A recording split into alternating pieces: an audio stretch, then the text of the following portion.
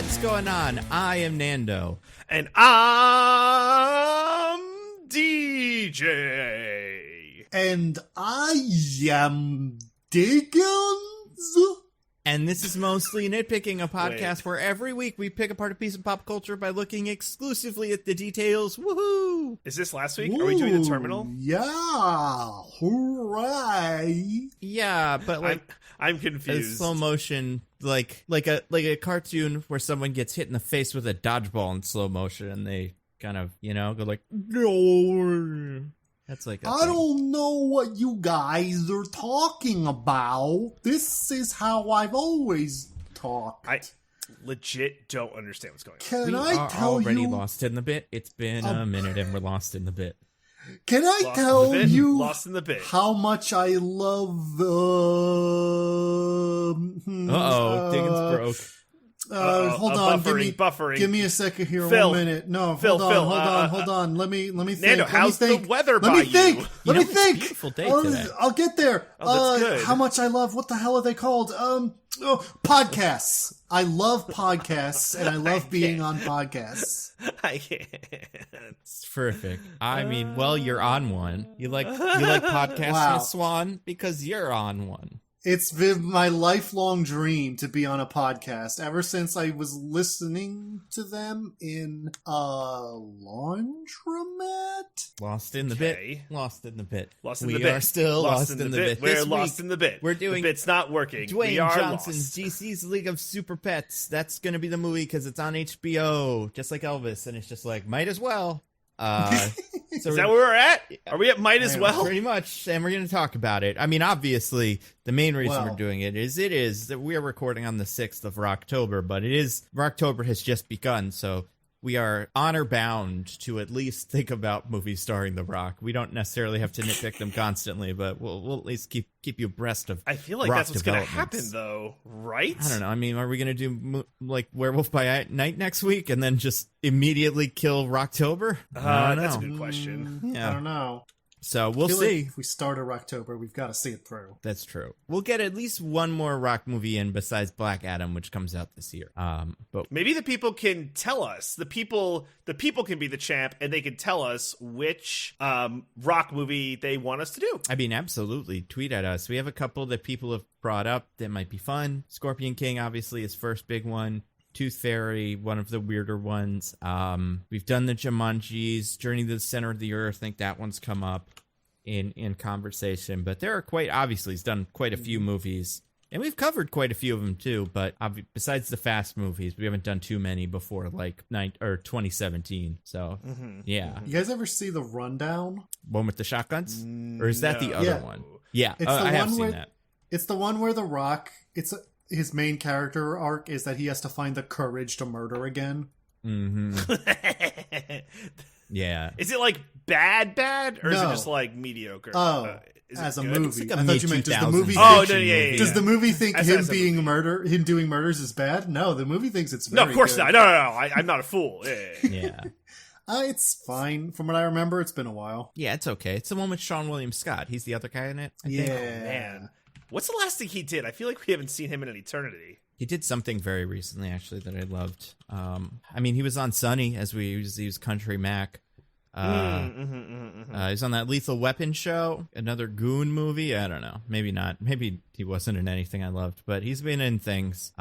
Speaking of that, we got to talk about some other people that have been in things, because we got so much news this week. We can't wait any longer. We have to cover the big news of the week. You guys, We're chopping at the bit at Broke Diggins. That's Yeah. how much we're like excited to talk. we about. haven't even been able to talk about it before because we have to keep all of our reactions in. So you'll hear them organically for the first time, besides tweets we've already put out. Guys, I'm sure you saw the news this week. Arthur has a podcast. Arthur Reed, the Aardvark, has a podcast. So Wait, but I thought the show was over. yeah, so this is its We'll get him own a thing. podcast. It's just its own podcast. A show that is the Arthur Podcast. Is that what it's called? Yep. How original. Yeah, the podcast, according to Variety, taps into the Arthur content library that spans 25 years, retelling classic episodes from the TV series in a new format. Listeners will hear from Arthur, DW, Buster, and all their favorite characters as they navigate school, friendships, and other challenges. So it's not in the distant finale, adult Arthur, where he's a Twitch streamer. I was gonna say, yeah, he does have some sort of like media-related job, right? Is he a Twitch streamer? Is that what it is? I don't know. He looks like he's a Twitch streamer. I could have sworn someone was a blogger in the finale of that, like one of their jobs. I don't remember if it was Arthur or not, but yeah. So perhaps, I mean, maybe it'll be Arthur being like, I remember that time that I punched my sister because she broke my plane. And I'll tell you about it right now. It was 20 years ago to today. I remember when we went to that gay rat wedding. Yeah, I was gonna say that's the only other thing I remember from that show. So they'll probably do that. Who do you want to guest on the Arthur podcast? Barack Obama. Oh, he should get on the Arthur. Oh my God. Great. I would love that. Was he ever on Arthur? I could see him being like I don't know. It's probably past his time, right? Well, I mean, he was just, he was president not that long ago. That's fair. Yeah, maybe he wasn't. So there is a president in the Arthurverse, but it is usually Bill Clinton. Okay. There have been Clinton-esque presidents, but yeah, it's not Obama as far as we know. Which is a shame. I want him to get Jordan Peterson on. Jordan Peterson? Yeah, he's a controversial guest, but I think he'd be a good way to get the profile up, and maybe they'd learn some things from each other, Maybe it's a dialogue that they need to open up between Arthur and Jordan Peterson. Maybe Arthur's career in the finale is that he makes the videos about how She-Hulk is bad. Oh my God! Oh yeah. no! Up yours, woke moralist. The worst timeline. His classic lines. He's like, Arthur's a weird kid when you really get down to it. I think it's just awkward. I don't know if he's weird. I mean, he's an aardvark, so that's pretty weird, right? Okay, fair. Yeah, but aardvarks aardvark aren't came up to typical me, animal. I'd be like, that's weird as hell. Also, they're all animals. Yeah, that's a good point. Although, like, aardvarks, they're like anteaters, right? Mm-hmm. They don't have, like, round heads like he does. They have, like, the weird ones with the big tongues and stuff. They also don't wear clothes and go to school. I'm just saying, I want like an anatomically correct Arthur. Someone's made it, I'm sure. Nando's taking nitpicking to another level, guys. Anatomically correct. It's like, I don't think Arthur's legit. It has not been made, as far as I know, but the old time. Maybe that'll be for the podcast. Maybe it'll be a vlog. But yes, so that's coming, you guys. In other news, I'm sure we saw this. This is the big news of the day. A trailer came out, as we all know, for Violent Night. They did the Kurt Russell Santa Claus movie, but good, you guys. Yeah, we're doing that, right? I didn't watch it. I'm sorry. Oh, it looks awesome. I really like it. Like, so we're gonna do it? I think so. Probably. All right. It looks like what I assumed Christmas Chronicles was. Yeah. It's what 1/3 of Christmas Chronicles was trying to be, besides the musical one and the part with Jesus that they kind of glossed over, but they were like, oh yeah, I forgot do a little bit Jesus bits. Yeah. Will Violent Night have Satan in it? I mean, like he's the villain. It could. Well, so do you know what this is at all, DJ? I don't actually. I shouldn't be talking about it like I know what it is. So here's the basic premise. Santa is real, obviously. Duh. We learned that in the beginning of the trailer. There's a little girl whose family is rich, and she's given, like, it's Christmas Eve. She's good. She's nice. She's given a walkie-talkie to talk to Santa as a gift from her parents, and I guess that's the thing parents do. And then terrorists led by John Leguizamo take over the house because the family has money and stuff. So Home Alone. Close, but Santa is also in the house doing Santa stuff. And because all these guys are on the naughty list and the little girl is on the nice list, he teams up with the girl to kill them all. Love that. Right? Love that. Great. Does he have weapons and stuff? Yeah. And he uses, like, his bag. Man. Like, there's one bit where he picks up the bag and somebody punches and they kind of go into a wormhole because the bag is kind of infinite. He says things like it's going to be a violent night. Like, so it's everything that's the name of the movie. Kurt Russell movie should have been. Right. Yeah, it looks awesome. That's awesome. David Harbour plays the guy, plays Santa himself. Yes. We still like him. Great. Yeah. I think we do. He's very cool. I think he's a good. Was it for that Hellboy movie? I'd say he's a really solid record too. Right. Because he was fun in the Marvel thing, and he's good on the Stranger Things. Yeah. He's been on other stuff. Presumably. Suicide Squad. Yep. Mm-hmm. Brokeback Mountain. Good for about it. More than enough for me. Yeah, honestly, there must be other things, right? I'm looking at his IMDb. He did that Visions show, but I don't know who he played. I guess played a character named Tajin Crosser in The Elder. So I guess he was the Jedi that shows up on that planet to fight the Elder. Possibly. Remember that show? Show was cool. Yeah, remember? it's awesome. Remember when Jabba the Hutt's heart was melted by the power of rock music? Mm-hmm. That was sick. Yeah. You know what he was on? He was on the Newsroom for a while. He was Elliot Hirsch, the other reporter. Everyone's favorite. Yep, he was Did not he involved. Or no, he was on the plane during that. Actually, He was on the plane. yeah, when they he's not reported the one news? that shakes their hand, but he is there for that beautiful moment. So, Nice. David Harbour can't do anything wrong. Da-doy. Real quick, want to get this one out of the way before the big news.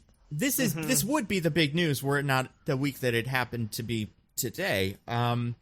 But after we recorded, but before the podcast went out, we learned that Wolverine is going to be in Deadpool 3.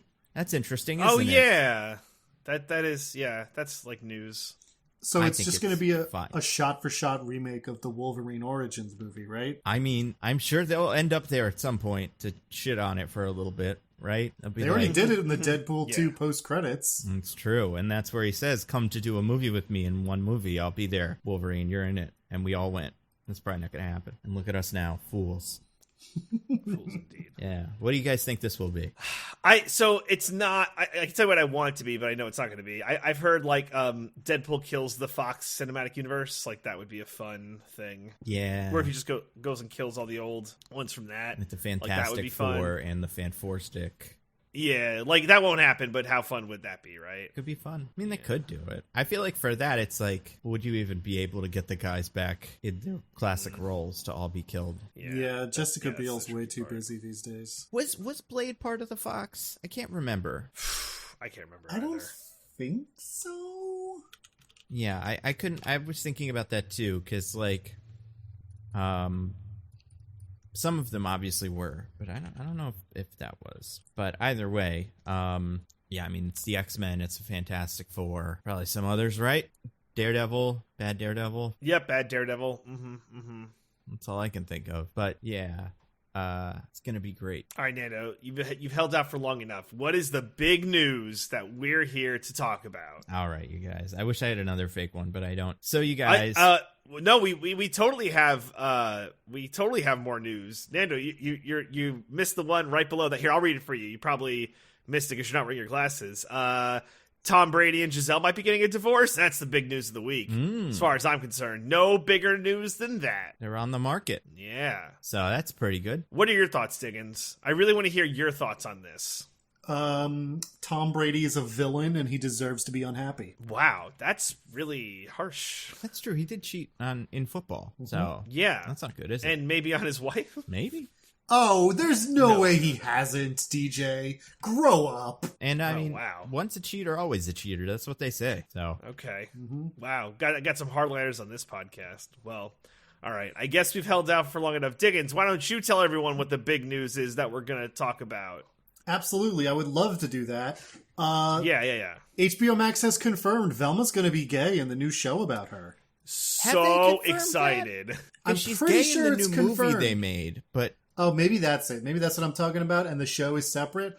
But Velma's Yeah. gay, guys. The news is that Velma's gay. I mean, is Velma gay or is Velma bi? Because didn't Velma date Shaggy for a while? Wasn't that Well, like that a was thing? in Mystery Incorporated, but I don't know that that's in continuity with the new stuff. This is the thing that I have seen a lot of people saying is Velma's lesbian, and I'm like, I need Velma to tell me herself because I'm tired of guessing based on what Velma seems I to be need to into hear at the from time. Velma. I need to hear it straight from Velma, and not Mindy Kaling Velma. I don't trust her.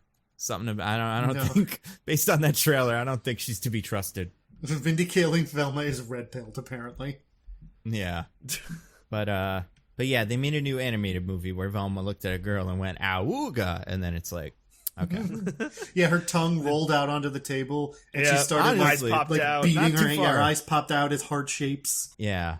So that's interesting. I mean, the more interesting Scooby-Doo news is. So Mindy Kaling Velma, did you guys see who they cast as the rest of Mystery Incorporated? James Harden. James Harden? basketball player? The basketball player? Yep, as everyone. Everyone besides Velma is James Harden. Oh shit, that's pretty weird. That's Oh, I mean, dude, I I'm wasn't so psyched excited. about this before, but now I'm really worried. I think Mindy Kaling just really wants to hang out with James Harden. Yeah, I mean, who wouldn't? All in person I booth recording. have questions.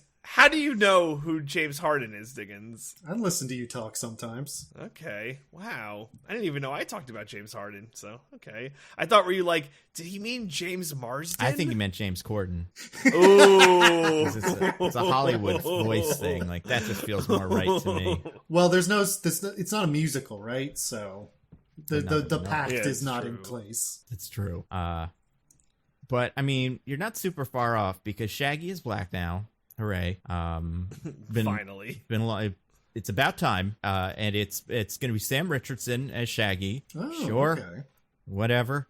And then also Constance Wu as Velma. Nope, the other one. Okay. That's the I other was going to girl's say, name. hold on a second. I Daphne. forgot.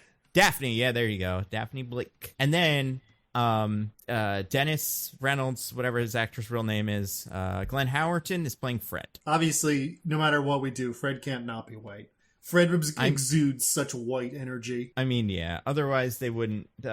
Otherwise, like it just wouldn't feel like Scooby-Doo if Fred wasn't the dumbest member of the team. And although I don't know, I feel like they write him so weirdly sometimes. Sometimes he's like a himbo. Sometimes he's like just a plank of wood.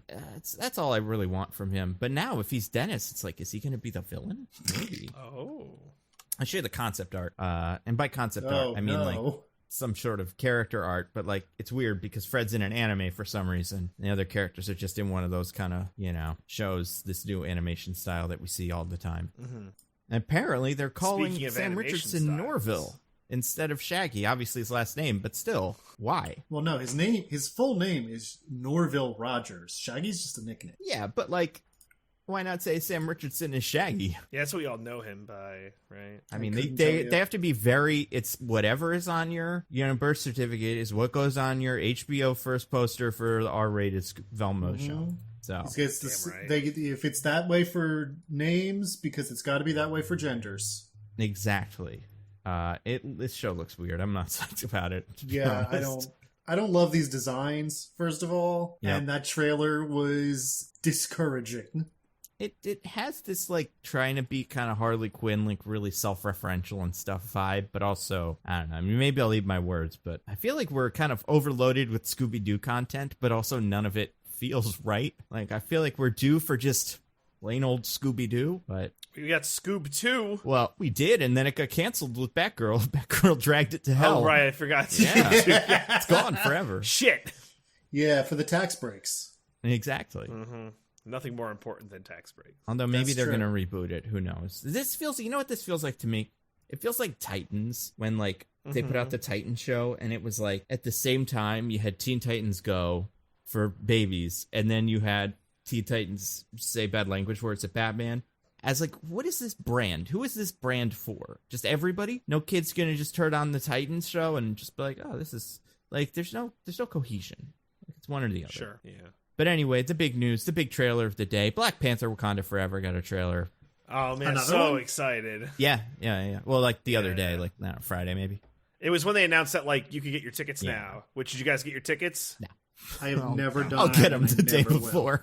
Yeah, exactly. I'll get them the day of. Yeah. I can't guarantee I'll go see it in a theater. Maybe I'll find some other way to watch it. Who knows? We'll see. I don't want to have to figure it out on the day. But You mean you'll get to go to a private screening because you're such a big shot? that's exactly it. Yeah. And it'll You're be the great. best. I'm excited for it because it looks cool. The trailer looks fun.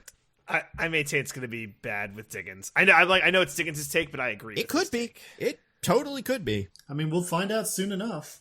It's weird that movies are bad, you know? What? You ever watch a movie?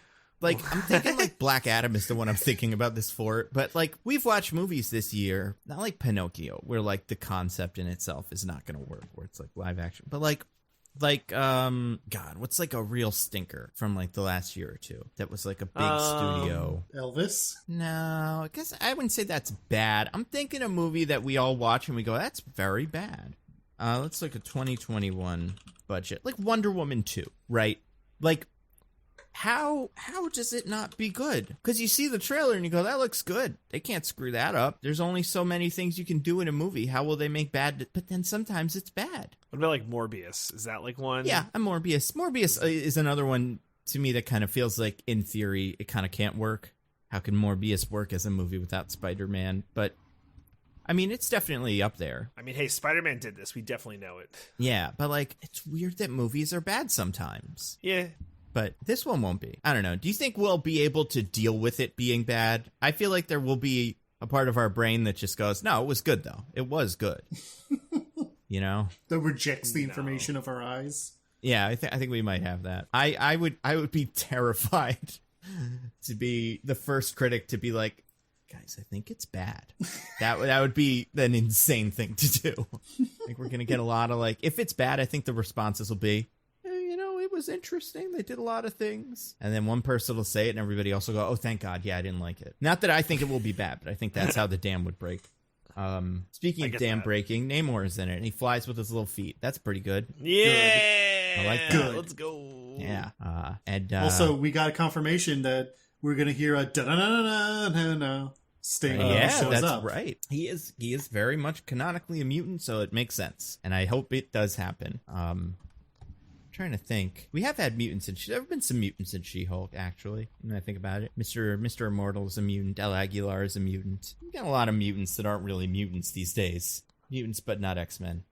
And I do think Echo will be a mutant. I think that's happening. So that makes sense. We'll just get like the off-brand X-Men of like El Aguilar, Echo, Miss Marvel. Be pretty good. But yeah, Black Panther. Also, they put in the end of the trailer, Diggins, because I don't think you've seen it.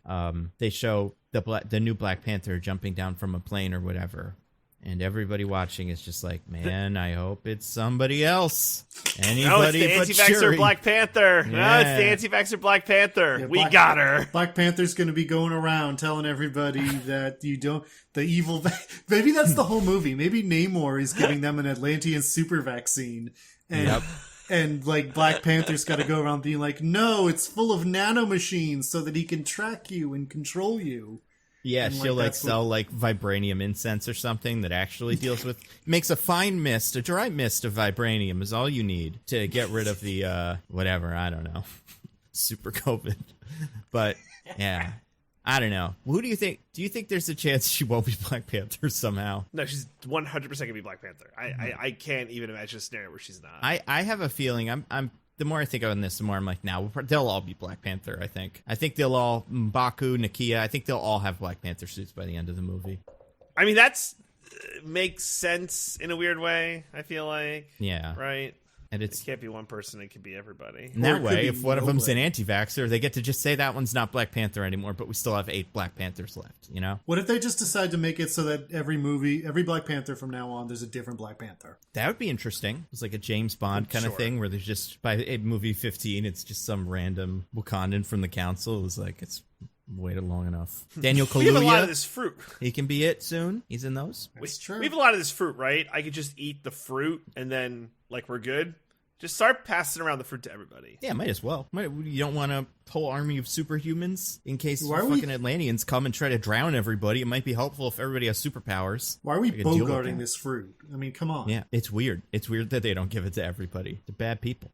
I don't know. The movie's probably gonna be good. What if Namor's the Black Panther at the end? That'd be pretty interesting. Oh. It's a very Namor thing to do. Just be like, I'm Black Panther now. I don't care. I put the hat on. think- It's me. The only thing I need Namor to do is try to get down with someone's wife. Mm-hmm. Hell yeah. I mean, Angela Bassett, her husband died in the last one of these, right? Have her be. No, they can't be a widow, Nano. It's not the same thing. He Gotta be can only infidelity. get hard if he's cuckolding someone. I'm trying to think. I don't think there's any standing marriages in the Black Panther verse. Maybe Martin Freeman's guy. I was gonna say maybe Martin Freeman is married, and that's what it's gonna be. That'd be pretty funny. Hey, Susie, you want to come to Wakanda for me with the weekend? It'll be just a fun little trip. I think I'm just gonna visit. Do the little sign to them, and then everybody will think I'm cool. And then boom, Namor shows up. Pretty good. All right, guys. I think we've toyed with the audience for too long. All right, you guys. All right. We did toy with the audience for too long. You guys, obviously the big news of the day, he says as he scrolls through a news website trying to find something else. The big news of the day. Sometimes I get feedback. Yeah, sometimes I just like skip chunks of the podcast when it's really long. I'm like, yeah, It's I fair. get it. the big news is the day is. I mean, we'll do it. Because I can't find anything good. You should skip all of the podcast, really. That's fair. That's a good point. If you're listening to this, just skip right to the end. But yeah, to Nando's comic book recommendations. Anyway. That's the meat of this podcast. Anyway, the big news of the podcast. Elizabeth Olsen has not met John Krasinski yet. They were never on set together, and they've yet to meet. I love that. Get out! What? Yep. That's crazy. What movie did they I know. film together? Can you imagine? Oh, right. Doctor Strange, yes. Yep. Really? They had a scene together. I know, and the chemistry was off the charts. How could they not have been in the same room for that? It's Yeah, remember incredible. when his mouth went away? I remember that. The No, that other wasn't guy, John but maybe. Krasinski's mouth. Remember when he was his mouth unraveled? went away when he exploded into a million pieces. Yeah, that's true. Remember when John Krasinski said the really awkward line to set her up from taking his mouth away? He will destroy you with one whisper from his mouth. From his Got to mouth. think about those sentences before. Although we did get concept art from the movie because originally, instead of Mr. Fantastic, it was going to be Daniel Craig as Balder, Thor's brother.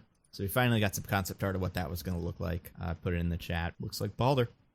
I would have Couldn't go to Avengers because he was busy doing the Knives Out, so they didn't let him. You know what? Phooey. Better outcome. Maybe he's going to be. That's going to theaters. Did you see that today? Oh, Glass Onion's coming to theaters? Yeah, it's I getting thought a it week. was a Netflix movie. It was, and it still is, but it is going to be released theatrically for a short time I'm gonna have because to they see that. remembered the first one of these made money, so maybe they should make money Yeah, again. right. Wouldn't that be handy? A thing Netflix desperately needs. Yeah.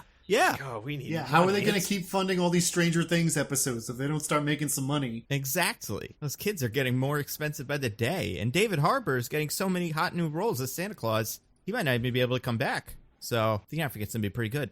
But anyway, the big news of the day, obviously, is El Muerto. They got a director. His thank name is goodness. Jonas Cuarón, and he's directing it. So God, I think as we found out last time El Muerto came up, I'm the world's #1 El Muerto head. So this is the biggest news that could ever exist for me. and I think we determined that your favorite El Muerto comic was the first one he's in or the second one he's in. I can't remember. One of those two. It has to be One of the two. one of the two appearances of El Muerto. There's so many good ones. So yeah, they got a lot of great guys. This is apparently, you know what is interesting? I guess Jonas Cuarón, name sounds familiar, because he is Alfonso Cuarón's son. Oh, huh. Oh, Interesting. There you go. Yep. how about that? A lot So of he's gonna nepotism make in it. Hollywood. Yeah. Do you think they're ever going to make this movie? Or do you think it'll get canceled? I feel like it's going to get canceled, right? There's no way. This is an HBO property? No, it's Sony. So it's Venom and all that no. rest of that shit. Sony usually goes ahead with their bad ideas. Yeah, but Lol. well, I don't know about that because they love to say like we're gonna make a Silver Sable movie, we're gonna make a Sinister Six movie, and then they just don't when the movies that lead up to that one bombs. That's true. And Morbius did bomb twice, which is pretty Yeah. impressive. This is all on Craven's shoulders now, which Let's I've go. heard not incredible things, but you never know. And then Madam Web, another one that's actually happening. Oh yeah. Anyway, that's all the news of the week. Dwayne Johnson's DC League of Super Pets, you guys. Stars The Rock, voice actor extraordinaire. You know who else is Still in a voice bit? actor extraordinaire? Are we still in a bit? I Wait, mean, I can't stop for a bit. A certain other actor who's muscular and does voice acting, Christopher Pratt. He was in Lego Movie, you guys. That's true. They were gonna I make saw another it. one of those. I like the first one. The first one's fantastic. The second one's pretty good. I want to say the rights got like sold to somebody else, so it's kind of up in the air. But it's a shame. Yeah, Universal owns the rights, so Huh, they interesting. should make one. But then they can't do any of the guys that were in the last one. All the cameos Yeah. have to be different. Oh, Batman died, you kids. It's actually Dominic Toretto and his army of minions instead that are the new guys. Yeah, that's the thing. I mean, unless you sold them the rights to all of the Lego characters in the movie, Yeah. like you can use the Lego versions of these characters, then that's a worthless property to own. It is a pretty weird property now that I think about it. Yeah, that doesn't work. Remember they made a Unikitty show? Yeah, on Netflix. That got Oh, yeah. 3 seasons. There's so many like spin-offs of animated movies for children that happen on Netflix, and you just never hear about them because they're not for adults at all. I wish you could see my face right now. Anyone want to take a guess at how many episodes of the Unikitty show exist? 67.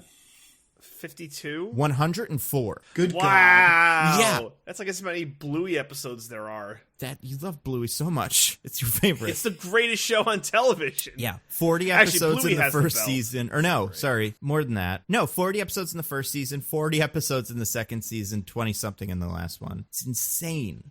Damn.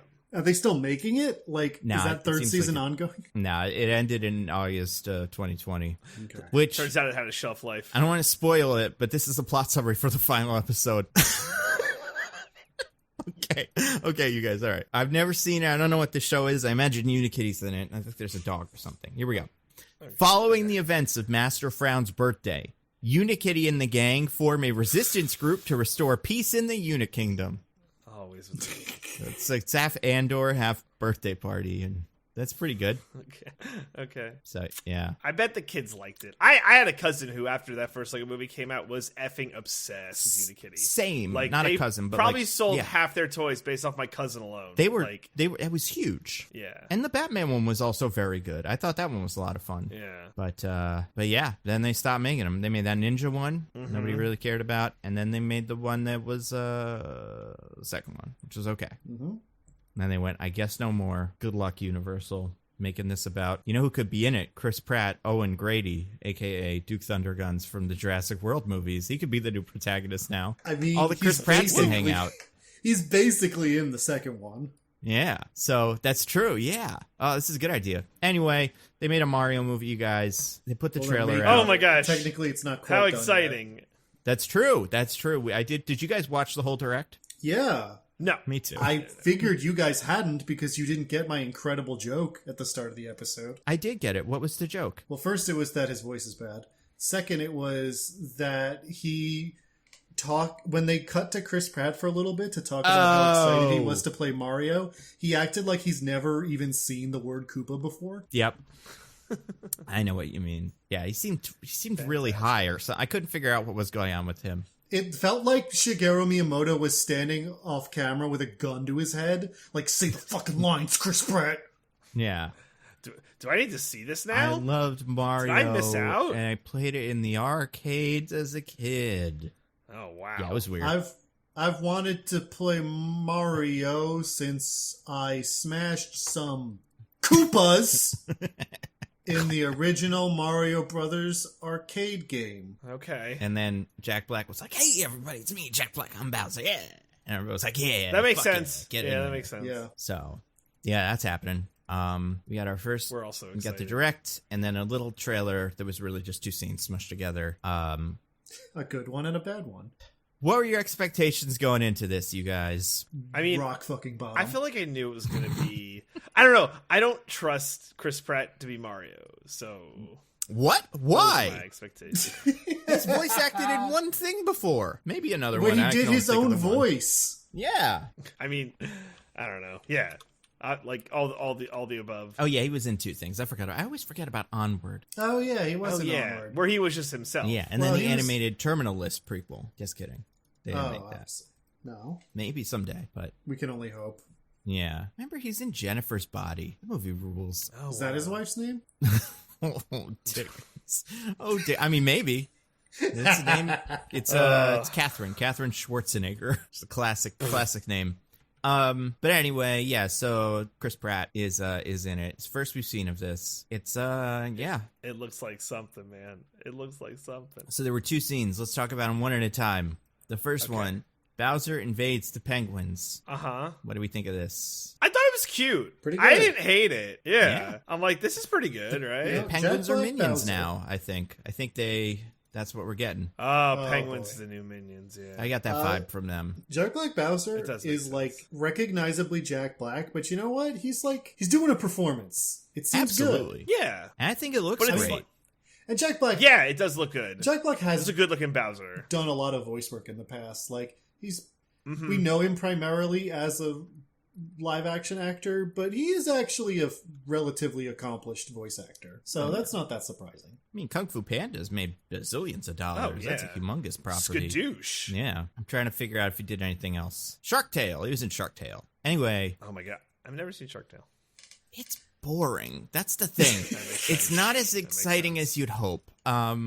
What are you talking about? The children's movie about fixed gambling? Yep. And yeah, so okay. So we see Jack Black, Bowser, army of Koopas. No Goombas. No idea where the Goombas are. Yeah, that's fine. They'll be there. I hope so.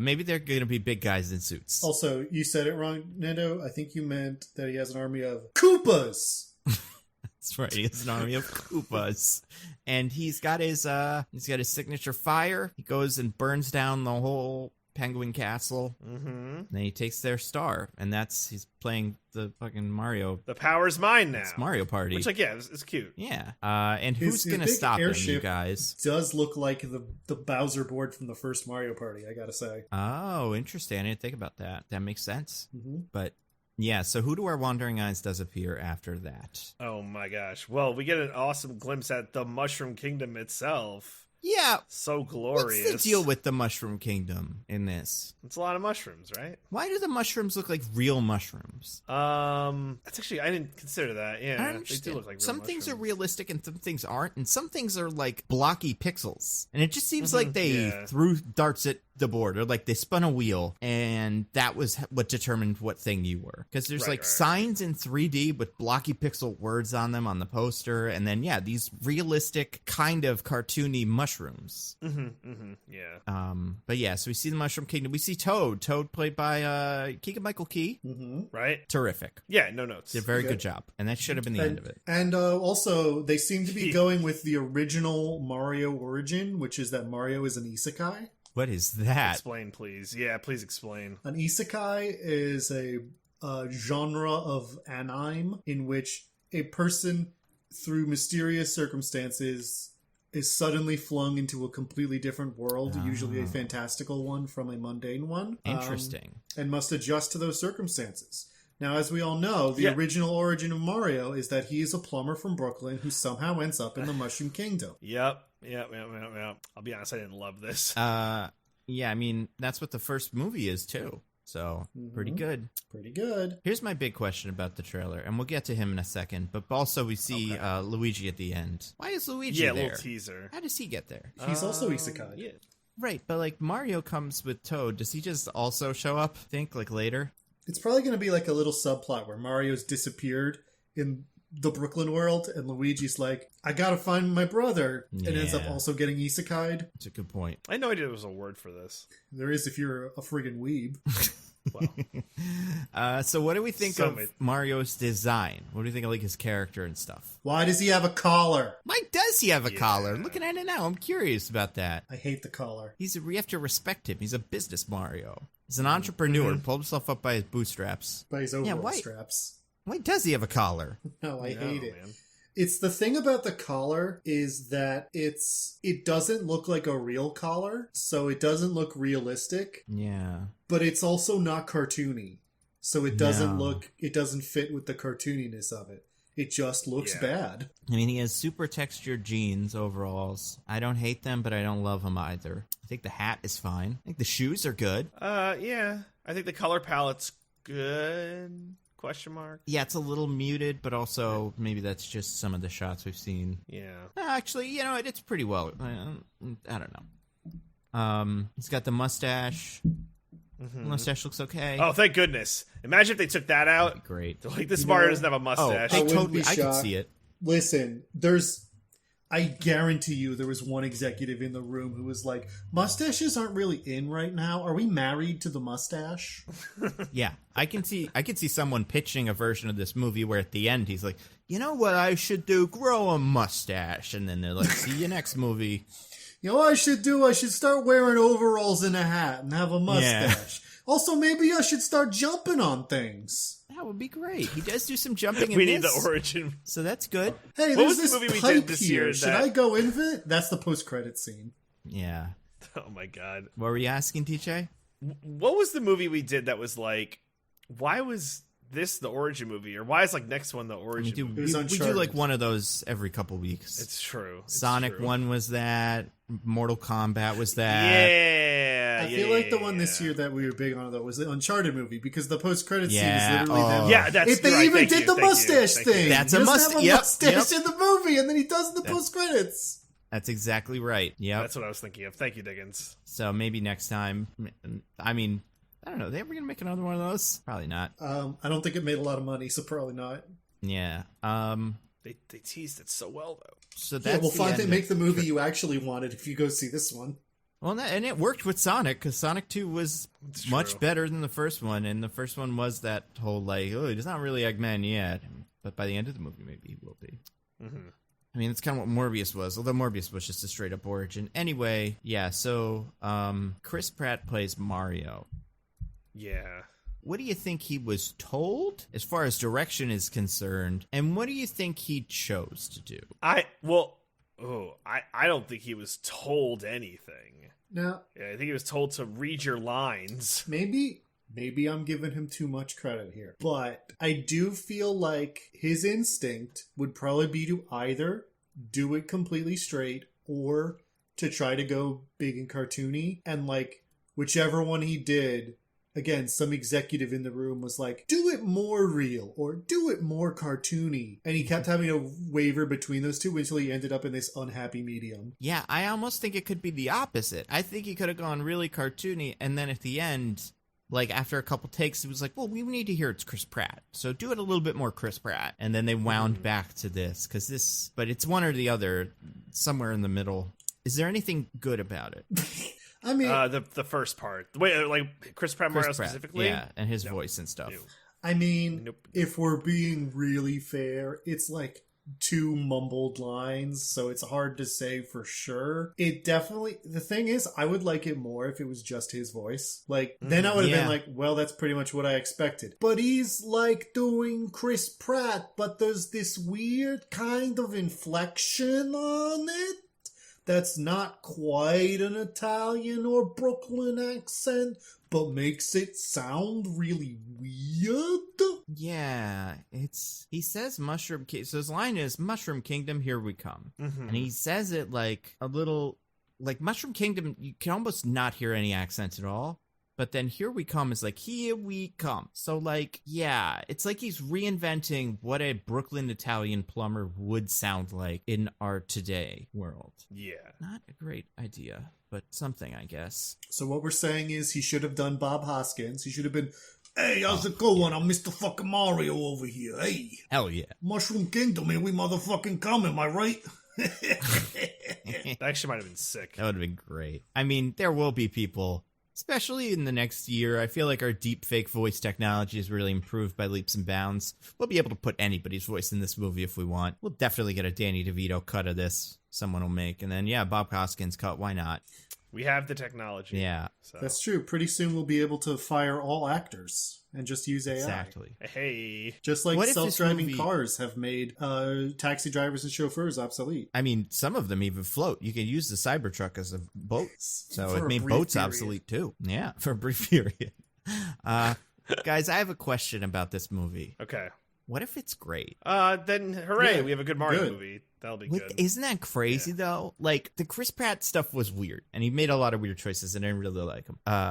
With this voice, but besides that, it seems fine, and the aesthetic is fun. I guess, like, do we trust Illumination? I think No, it'll be, like, very, not at like, all. mediocre. I don't know, like, they made that Grinch movie that was, like, fine. Yeah, the Where one Grinch where wants to be dad. Yeah. yeah, the one that ends with Yeah. the implication that the Grinch is going to start boning down with Cindy Lou Who's mom.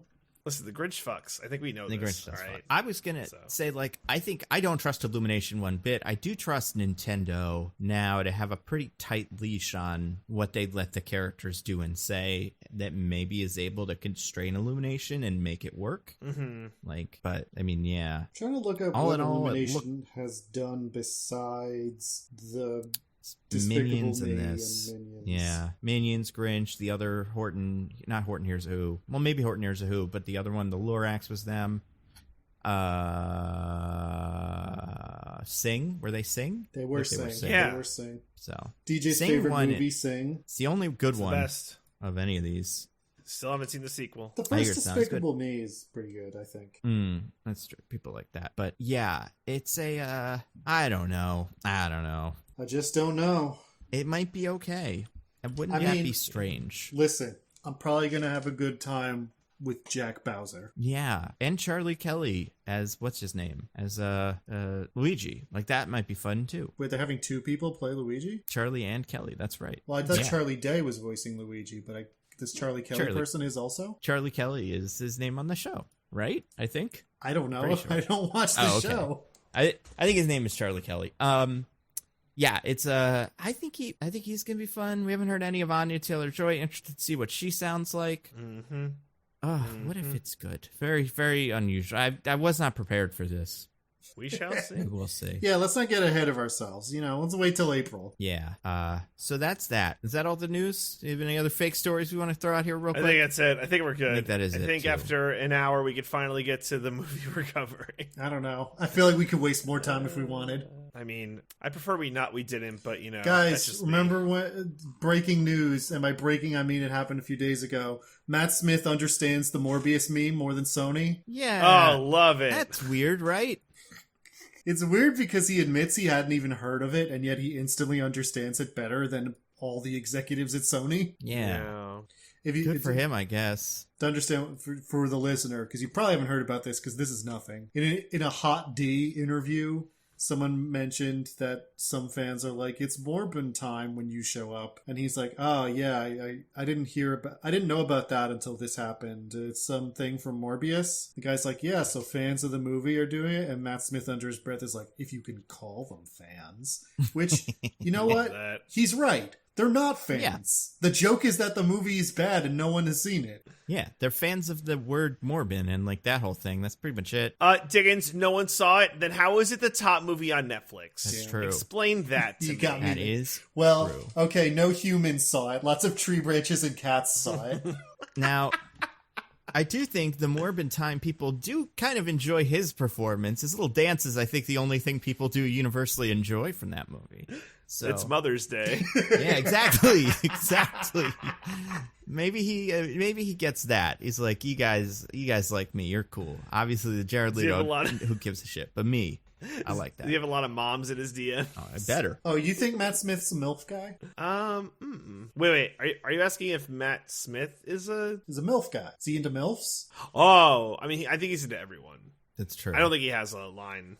Yeah. Plus, like, if he's an older guy, he just dates someone his age. Yeah, they're his contemporaries. Yeah. Pretty good that it will be a MILF. In fact, he's not Leonardo DiCaprio. No, he's not. He's not that old. Somewhat the anti-Leo when you really think about it. Oh wow, he's way older than I thought he was. Yeah, he did Doctor Who in like the early 2000s, early aughts. Yeah, or 2000s. Yeah, I guess that's true. Huh. So back when he was a young buck. Was it early 2000s? Was it early 2010s? No, I'm thinking it was about early 2010s. It was when we were in college. Yeah. It was when we were in college. But even then, he wasn't super young. How old is he? He is 39. Okay. So, yeah, Oh, man, he's like Nando's age. Yeah, exactly. He's soon to die. He's soon to shake this mortal coil and Morbin heaven together. The second you turn 40, you turn into a skeleton, and the skeleton then turns into dust. Unless you have money, like then Miss you Marvel? continue. And that's why everyone wants money so badly. That's true. Yeah. Speaking of wants money so badly, Dwayne Johnson made a movie, you guys. No, he does it for the love of movies and cinema. He does it because he played all of the Crypto the Superdog games when he was a child. That's right. Did we ever figure out what that was? I don't think it's been announced if it even exists. I want to learn. But he is Rocktober. We're talking about Dwayne the Rock, the Tooth Fairy, the Game Plan Johnson. And he is, the first movie we are going to do is his most recent movie that isn't Black Adam that you can watch on HBO Max. For now. Yeah. Till it is sold at a garage sale for parts or whatever. You never know what they're going to do with it. But until it is slashed and burned from reality so that they get 2 cents back on their tax return. That's right. So we're going to talk about Dwayne Johnson, DC League of Super Pets this week. Let's do it. Yeah. Woo! Super petted up. So we all watched it. Who's in charge of the IMDb this week? It's fucking Diggins. It's me, oh my God. Because Nando once again lost last week. As he has been for some time now. What can I say? Nando's lost the touch. It's not going to change this week either. I mean, maybe it will, but probably not. I don't feel confident about it at all. Anyway, So, as you all know, we play a little game called the IMDb, B as in spelling bee, where we take this summary for the movie as written on imdb.com, and my two esteemed co-hosts have to guess what it is. Now, a lot of people don't know this, but the way that these summaries are generated is that IMDb has built a powerful AI that it has fed every summary of a movie written before 2006. Okay. As well as several books on human literature and every copy of Playboy for some reason. And only the articles. For the articles. Not the pictures. Yeah. Got it. And that AI was left to rest in a dark hole for 15 years, processing all of that information. And then they broke it out of the concrete slab they had buried it with underneath IMDb headquarters. And now the fully insane AI, who has gone mad from isolation, just babbles out words constantly. And basically they just decide to dip in at a random point, record for a sentence or two, and then dip back out. And whatever they got from its ramblings, that's the summary for the movie they had come to summarize. So I have the insane AI's incoherent ramblings in front of me right now.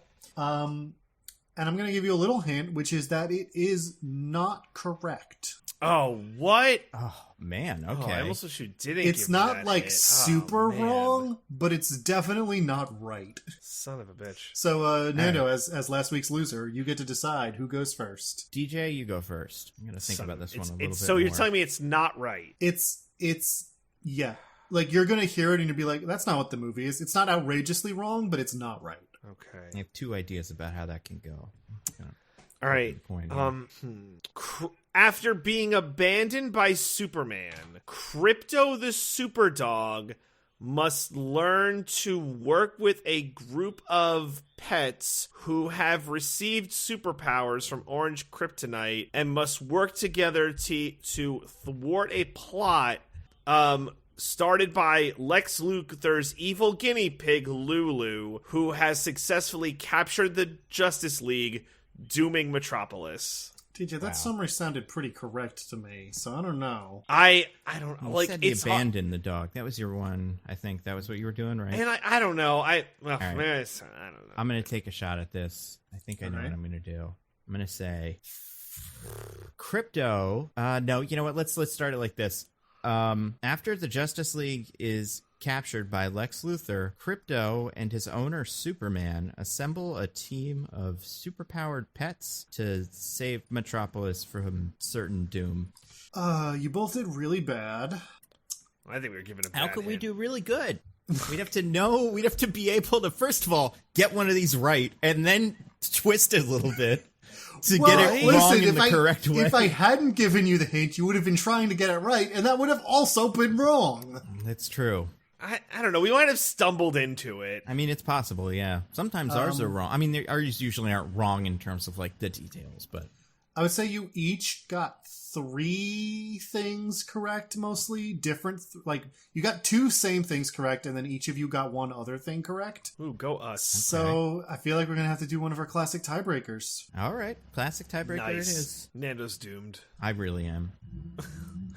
So, I'm doing one of these classic tiebreakers by looking at the trivia section on IMDb, as I typically do. And in the meantime, I'm going to vamp for a little bit. Okay. Ooh, But do it as vamp Chris while Pratt you Mario. do your thing. Here, we'll vamp a little bit. Actually, Yeah. I feel like I have a good one, but I feel like it'd probably be too skewed in Nando's favor. Okay, it's one day. I That's mean, how I feel long like that's everyone fair. sat in the recording studio max, right? That's the thing. He's like been having a rough go of it. No, So you I think- don't want pity. I don't want pity. All right, okay. Give me your worst. But also, yeah, I Skew do it think in The my Rock favor. ended every line with "first try and we got it." All right, moving on. I felt that about a different. Yeah, to be actor in fair, this I think he movie. was fine. I have nothing against The Rock. I think he did a good job. I think in Mr. this. Hart might have been the one who's like, "Yeah, you got it. Good. Moving on." Again, I feel like they're both just they've done this so many times. It's got to be a muscle for Kevin Hart at this point. If anything, I feel like he was like, "Wait a second, my guy is strong and tough. what is this even? Like, how do I make that voice sound? I'm supposed to be weak. Let me talk about bidets. Yeah, I love bidets. How does my guy have a bit where he talks about how he's shorter than all the other dogs? No, he's taller than most of the other super pets. I think you got a mistake. Can I have the right script? I'm playing the turtle, right? I would have loved the smallest that. of the pets. Oh my god, these trivias I are would have so loved Kevin Hart bad. doing that. I mean, you could do a comic one that Nando like obviously knows. Like, name all the colors of kryptonite. The first one to get one wrong is. I mean, a it's big all the loser. colors plus a bunch of other colors that are kind of not really colors. Sapphire kryptonite. Probably. I wouldn't surprise me. And I feel like most of the kryptonites we know are the ones that show up in like the movies and stuff, but Yeah. there's like the pink one that makes them gay or something. There's some weird kryptonites out there. What? Yeah. I'm pretty sure that's what that's it the is. One of the trivia. kryptonites makes Superman gay. I think Oh, it makes him dear. like in love with Jimmy Olsen, I think is what it does. Hmm. In that, because it's back, I think it's back in those comics where it was like sin everything to be weird gay. happens to Jimmy Olsen. It's like, oh, you're marrying a big gorilla, and this, I think that's my guess. Is this one was like Jimmy Olsen? It was like Superman wants to kiss me. You got shot in the head by terrorists. Oh. Yeah, So, okay. honestly, they were pretty weird. He was a big Here's- monster man for a while. Here's one that I think either of you could get, but you might not because it relies on your memory of the movie. Specifically, All right, small all right, details of the movie. Oh yeah, I'm fucked. All right. This is how I'm gonna lose. But I'm willing to go down with the ship. The first time we see her, Lois Lane references but does not name a Superman enemy. Do you remember which Superman enemy that she references? I do. Do you, DJ? I do as well. Damn. Okay. My other thought, which I Do you Well, know I how to mean- spell his name? what? I say, you say, do you know how to spell his name? That would be a good way. We spell it. I honestly don't even think I know. I think I know most of the letters, but I would feel maybe So wait, 50% let me say because I'm probably wrong. So then if I'm wrong, Nando gets it. But it's Okay, well, hold on. Nando gets to pick because he is the loser. Do you go first or Why second? am I the loser? The loser How of did I last lose? week. Oh, to go first or second with trying to spell his name? Yeah. Do one of you want to say what his name is? Yeah. yeah. I'll say what I think it is. Okay. It's mix click. I mean, I know who you mean, and you're right, but that's definitely not how you say it. Yeah, it's Mixie Spitlick is how you pronounce it. Mixie Spitlick. I know backwards it's Kill Tipsy Zim because that's what you have to get him to do to leave. But Let's do a spell off. Yeah, let's do a spell off. DJ, you go first. No, you should really. Okay, M. Oh, we're doing individual letters? I thought you were just going to Oh. both try to spell it. That was my Yeah, I thought we were understanding. No, it's fair. All right, I'll go first. Okay. Because there's a thing I remember about it that I think there's, but I don't want to say. My other idea. So I'll just spell. My other idea for the No, I got this, I got this. No. What's I'm not saying M? we do this. I'm just going to tell you what my idea was. That was probably too Okay. tilted in favor of Nando, which was that can you name any of the members besides Crypto of the Legion of Super Pets, the comic? Oh my god. Hell Yeah, no. I can name most of them. I don't remember what the gorilla's named, but How could you forget spelling bee. Beppo the Super Monkey, Nando? there you Come go. on. Yep. There you go. Oh man, guys, we're doing a spelling bee as part of Oh the my IMDb. God. Oh my That's what god, it it stands finally for. happened. The prophecy has been completed. All right. M. Is that two M's or are you starting over? No, I'm sorry. He's calling MM from the boys. He needs help. He's Jesus. phoning a friend from another superhero thing. Okay.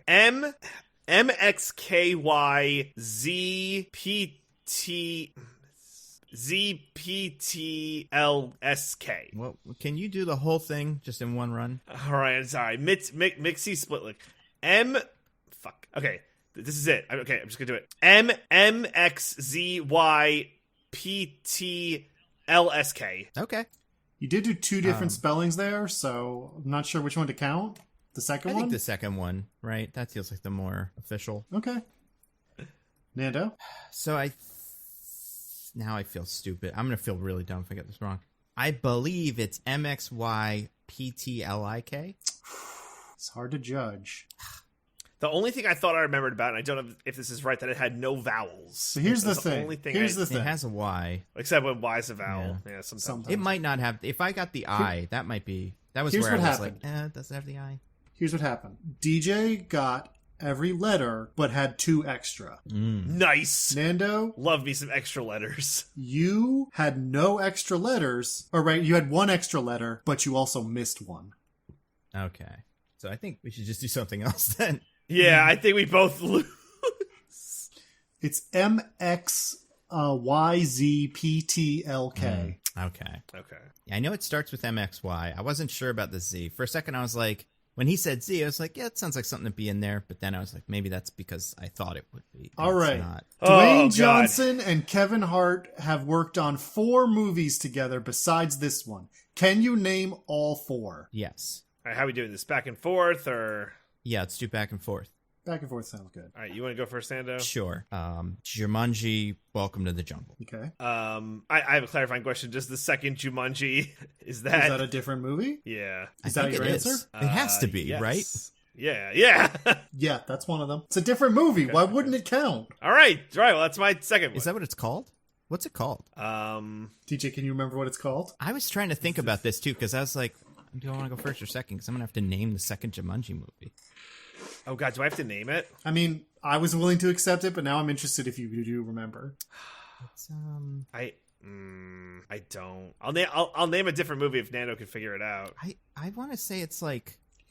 Tell you what, I'll give you a chance to steal this one, Nando, if you can remember the subtitle. I think it's Jumanji. I think it's like Jumanji: A New Level. So close. It is Jumanji: Is it a new game? The Next Level. The Next Level. There you go. All right. So Nando, you go. You have to name another movie that Dwayne Johnson and Kevin Hart worked together on. So then it's Central Intelligence. That's the other one. Yep, that's true. DJ, Damn. do you know the last one? The last one they worked together. Besides, I mean, I'm not besides gonna Super Pets. I'm not. I think I know what the other one is. Oh, take it, Nando. It's Hobbs and Shaw. That's correct. Fast and Furious presents Hobbs and Shaw. Oh my God, that's right. That's correct. Yeah. He gets in the Nando, jet, right? Wow. Ending a long dry spell after 3 tiebreakers. Yep. So proud of manages to finally win again. Everybody give it up for Nando for Incredible. finally managing to win one of the IMDb BS and spelling bees. It's we had a rough season, boys. Had some I know brain the year's damage. almost up. you. Oh no, stop. That would it. explain a lot, honestly. When it comes to some of my guesses, I would like to hear what the real one is, though. The real summary. Yeah, here's the real one. Crypto the Superdog and Superman are inseparable best friends, sharing the same superpowers and fighting crimes side by side in Metropolis. However, Crypto must master his own powers for a rescue mission when Superman is kidnapped. Yeah, that's not even like It's not the movie. It's not what happens. Man, I couldn't even have guessed a wrong one. That's crazy. Did So you DJ see- get that he called him Crypto the Superdog? Was that what you Oh, did? yeah, what were DJ the- said do you even remember what the Crypto the things were? Superdog. You both said Superman. You both mentioned that superpowered people were kidnapped. Nando mentioned Metropolis. DJ did not. Got it. Oh, wait, I mentioned Metropolis. I was like, it would do Metropolis if not for what? Did you? Right? Maybe not. Yeah, maybe No, I think it DJ was did. Nando. I don't remember. Maybe DJ did, and maybe DJ wins after all. Oh my goodness! If that was the Come from difference. behind story. No, I mean, you were both pretty wrong. I mean, you heard what I said. No, yeah, that would not have been the difference. Crypto the Superdog and Superman see- are an inseparable no. pair.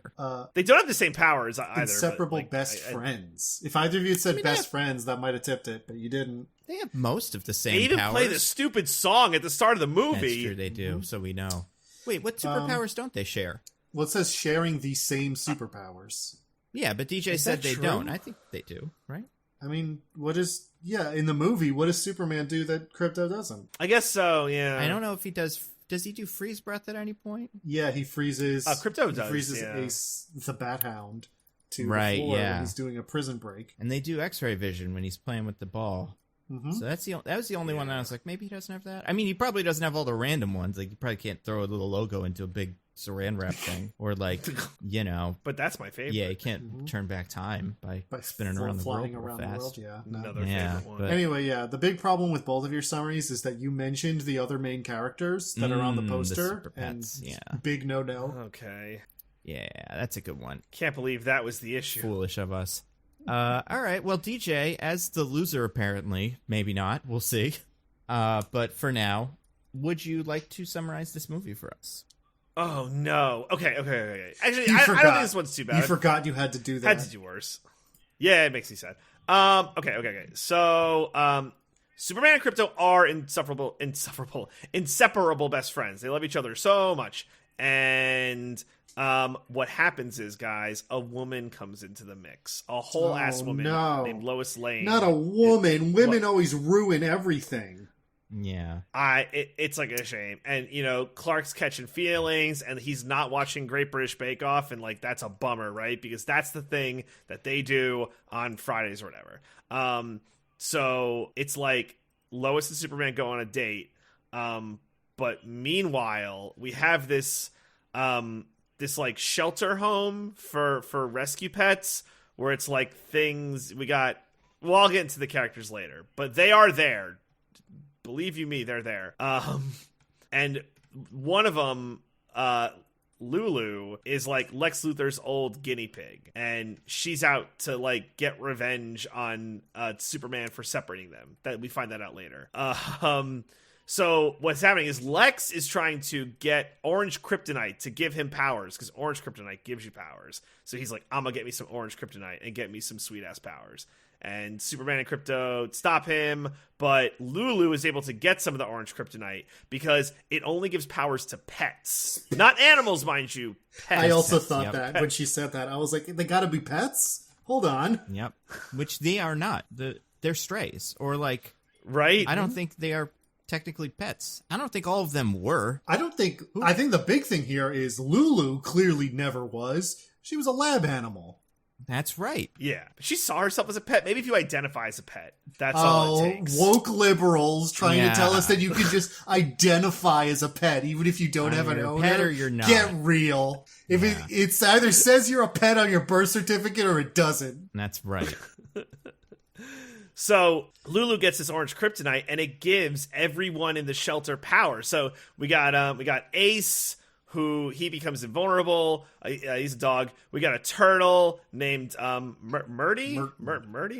I don't know. They changed Merton. all the names of them, kind of, or not all of them, but like I can't remember if that's its name in the beginning or the end. All right. Well, regardless, we got the turtle becomes fast. We got PB, the pig, who it has like Ant-Man powers, who can like change in size and stuff. That's really cool. We got the squirrel, who gets lightning powers. That's fun. Can't remember the squirrel's name. Chip, and that's all of them, right? I guess so. Yeah, I think so. Yeah, because it's the four of them plus Krypto. Yeah. Yeah. So they're like, oh, we have powers now. That's crazy. So that whole thing happens, and like Lulu escapes and goes to kill all of the pets, but she's foiled because they have powers and they're able to escape.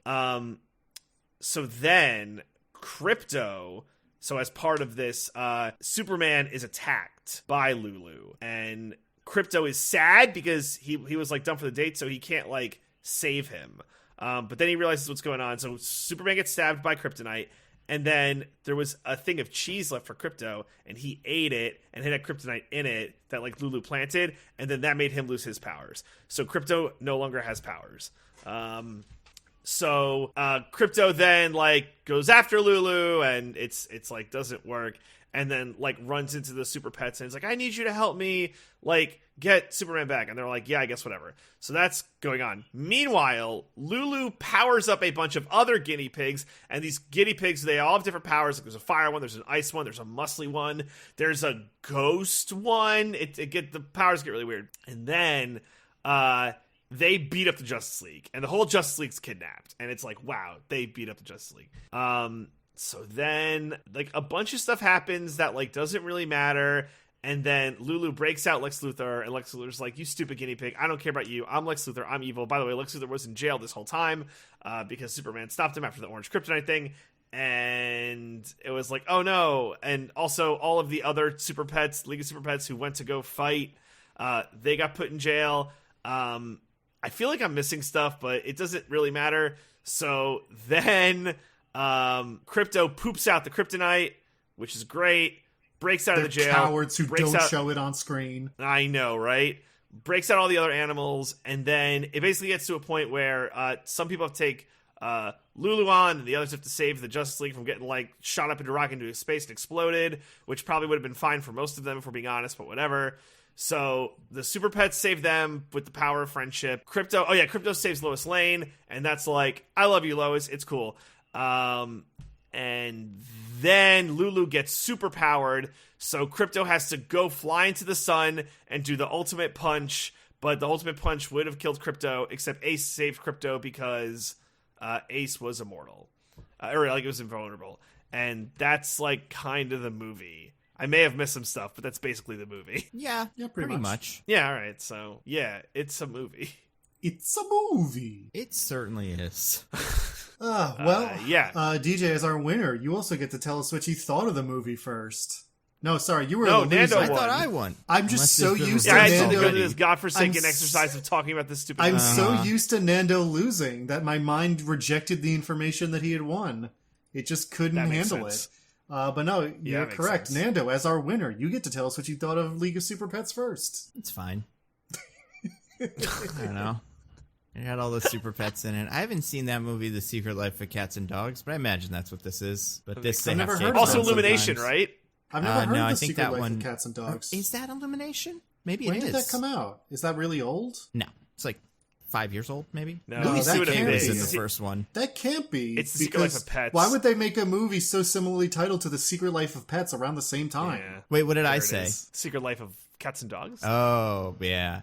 Maybe. Remember that movie, Cats and Dogs? That was a good movie. Yeah. One of these days. Yeah, it's a solid-ass movie. What was Yes, the this cat villain's movie's- name? It was like some innuendo.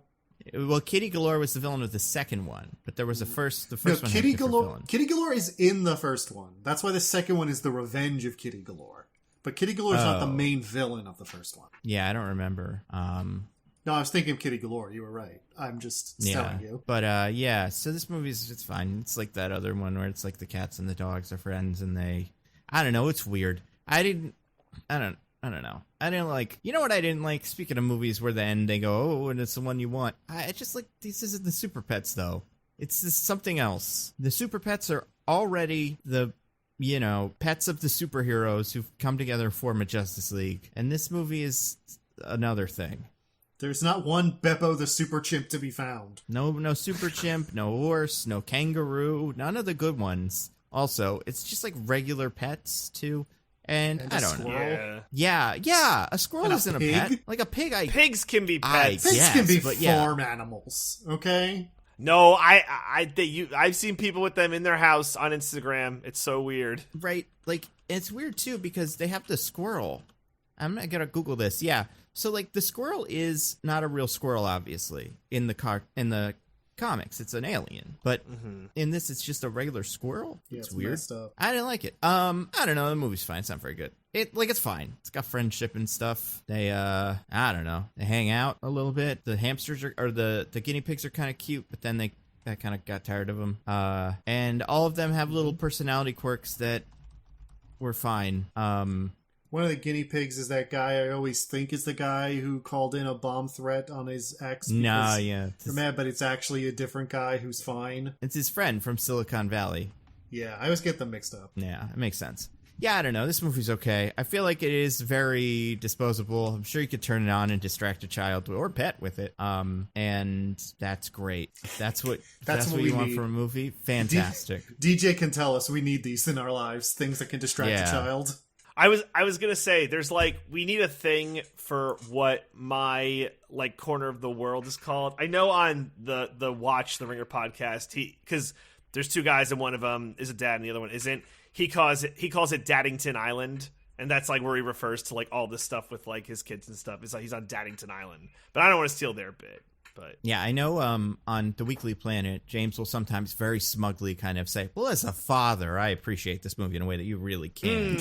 Damn. So you could start doing that. Okay, that feels like way too ham-handed. Yeah. That's what I would workshop do. it. Listeners, tweet at me what we should call this. Yeah. Although we have a while, I did have the movie on while my 3-month-old was watching, not actually watching, was there in the room, looking at. I watch everything while he's in the room. Was looking at colors and I watch House shapes of the Dragon. moving by, and was like, "Wow, Yeah. colors and shapes." Yeah. He also somehow knew it was bad. I will say this wasn't. I would say this wasn't like quite a. Oh my god! This is fun for kids and adults. I think an adult would enjoy this, just your average adult. But it's not like Lego Movie or anything where it's got anything that interesting to say. Also, I haven't seen the Secret Life of Pets, but I assume it's probably also the same message, right? Same kind of thing. Two I think pets that's don't more like each other and about they kind of hang out. It's more about learning to be okay with your owner having more. So if this is your dad is dating a new person who's not your mom, Secret Life of Pets is the getting a sibling and learning to be okay with that. Right. Which is almost what this movie is, and then it changes its mind. Anyway, it's fine. All the voice actors are fine. And, yeah. That's all I got. I really don't have too many thoughts about this movie. DJ, Yeah. what do you think? Yeah, TJ, what are your thoughts? I have nothing to add. I was gonna say the thing where maybe a kids movie for adults, but it's not even that. It's pretty middling, and it's not so it's awful. I think the killer part is there is some humor there, and there's some stuff that I laughed at, and I'm like, that's funny. But not outside of that, there's not much take home. So yeah, it's kind of meh. Yeah. So that's literally all I got. Yeah. That's pretty much where I am too. The movie's fine. It's got it technically has a good structure of this is the character's arc. Here are the beats that we get to with all those arcs where the character fails because of this and then learns something and then connects with the other character and then is good again and gets to do it. But it's also perfunctory. It all feels like people hitting their marks. It doesn't feel like there's really a lot of heart behind it. So it's fine on a technical level, but it's just not that good or interesting. It does have one of my least favorite kids movie plots, which is that I don't like that my friend is seeing a girl. Dislike that. I mean, if it's a parent thing, like I was saying before, that's a different thing. But Crypto really doesn't seem to think of Superman as his dad. He always puts it in terms of being best friends. And so, my best friend can't be friends with anyone else, especially not any icky girls. Is all right, okay, come on. Yeah. Also weird with The Rock voicing it, where he's supposed to be the big strong. I'm not a hero. Yeah. But so it's The Rock being oh, girls. It's a ton. It feels like one of those things where it's not teaching kids a valuable lesson about a feeling they're going to have, but if we never put this idea in a kid's head, they would never have the feeling at all. Yep. Yeah. Anyway, that's my thoughts. It's fine. A kid probably would like it. It's not. It's one of those movies the Oscars tells you about. That's an animated movie that a parent endures for the sake of their child, which is to say, all animated movies. Mm-hmm. And shows. Everything Basically, animated. if you do a drawing, it's for a baby. That's true. Put that in a little envelope and mail it to a preschool, because no adult would mail it to my house. Yeah. It's for babies. Yeah, everyone send all your drawings for babies to DJ. Yeah, Hell DJ yeah. Island or whatever we're calling it. We're working on it. You guys are going to tell us. We're workshopping it. Yeah, you know what else is weird about this movie? I don't think anybody was cast particularly well, except for maybe Kevin Hart. Honestly, he's the only one that I was like, yeah, that fits. I guess Natasha Lyonne was okay, but Dwayne Johnson's such a weird choice for this. Yeah. He's older. He's got an older voice than Superman. If They're gonna anything, flip you switch that. They're those gonna two, have, but not really, because neither of them are particularly good. I feel like John Krasinski could have been Krypto. Yeah. And Rock Superman, right? Totally. You could do either one. I mean, it would be so fun. I do like that we had 2 superhero movies this year where John Krasinski could do fucking thing. Absolutely bodied 2 minutes into his screen time. So that's pretty good. John Krasinski is only allowed to play superheroes when he gets absolutely fucking destroyed immediately. Yeah, I hope he's playing I can't even imagine who it would be. Angleman or something, who The Rock very quickly picks up and throws into space as Black Adam in the first 10 minutes of that movie. Please make that happen. But yeah, I don't know, it's one of those movies too that's populated with comedians I like and people I like. Yeah. So I'm good paycheck, Mark Maron, yeah. but Yeah, nobody's right, turning yeah. in any performances that I'm like thrilled by. Keanu Reeves Batman. I don't know. I thought it was okay. I don't know. Kind of an unmemorable Batman. See, I feel like it's just every comedic Batman performance since Lego Movie has been him being like, "Oh, I'm sad about my parents. I'm rich." And it's like the Lego Movie one was so good, both because it was more novel at the time, and also because they actually like wrote the jokes to be more clever than just saying that. Yeah. So it's like, I get it. Keanu Reeves is doing a good job delivering them, but they're just the same jokes of like, I'm sad about my parents. So it's like, how much can you really do with that? You get Kate McKinnon in there, just kind of doing Kate McKinnon. Didn't care It's for just it. That it was either you were doing As always, kind of a... DJ and Nando hate women comics.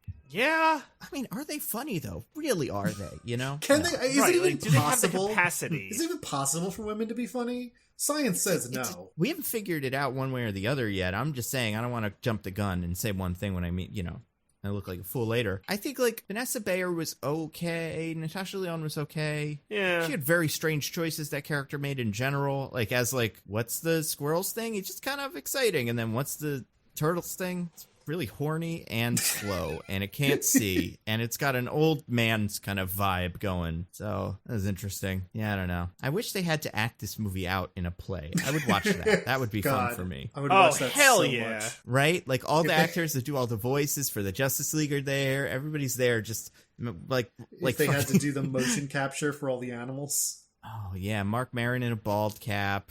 Or not. Just, I'm not putting on the damn bald cap. Give me my script. Like, he doesn't give a shit about any of these. Not a bad Mark Maron. Not bad. No, I could do better. I used to listen to his podcast. I should know what he sounds like. And is he still doing that? Probably. When do It's the people ever only stop thing I doing know him podcasts, Yeah, it's true. They certainly Unless- go long past the time they should have stopped. Am I right, fellas? Exactly. Cough, cough. That's why Arthur, I'm like, don't get into this game unless you're prepared to do this until the day you die, Arthur. He's like, no, I'm a fool. Yeah, I don't know. I got a wheel for this movie. Yeah, we do. You guys Yeah. ready for the wheel? Yeah, let's blow through this baby. Right. 2-hour podcast. Spin the wheel. Landing on one of mine. This is Dr. Oz, good friend of Jor-El. So in the beginning of the movie, Jor-El sentences a dog to death. It's pretty weird, right? I didn't like how that was set up. It was very strange. Are you going to explain that or no? You're I just mean, going to... I don't know. I feel like people leave probably that either be. know that or don't even know who Dr. Oz is, but basically there were some things that came out Probably- this week from Colombia that he may have killed a bunch of dogs in experiments, and like in terrible ways. Like not like in like a, oh, you petted them as they went to sleep, like he threw them in a bag. It's bizarre.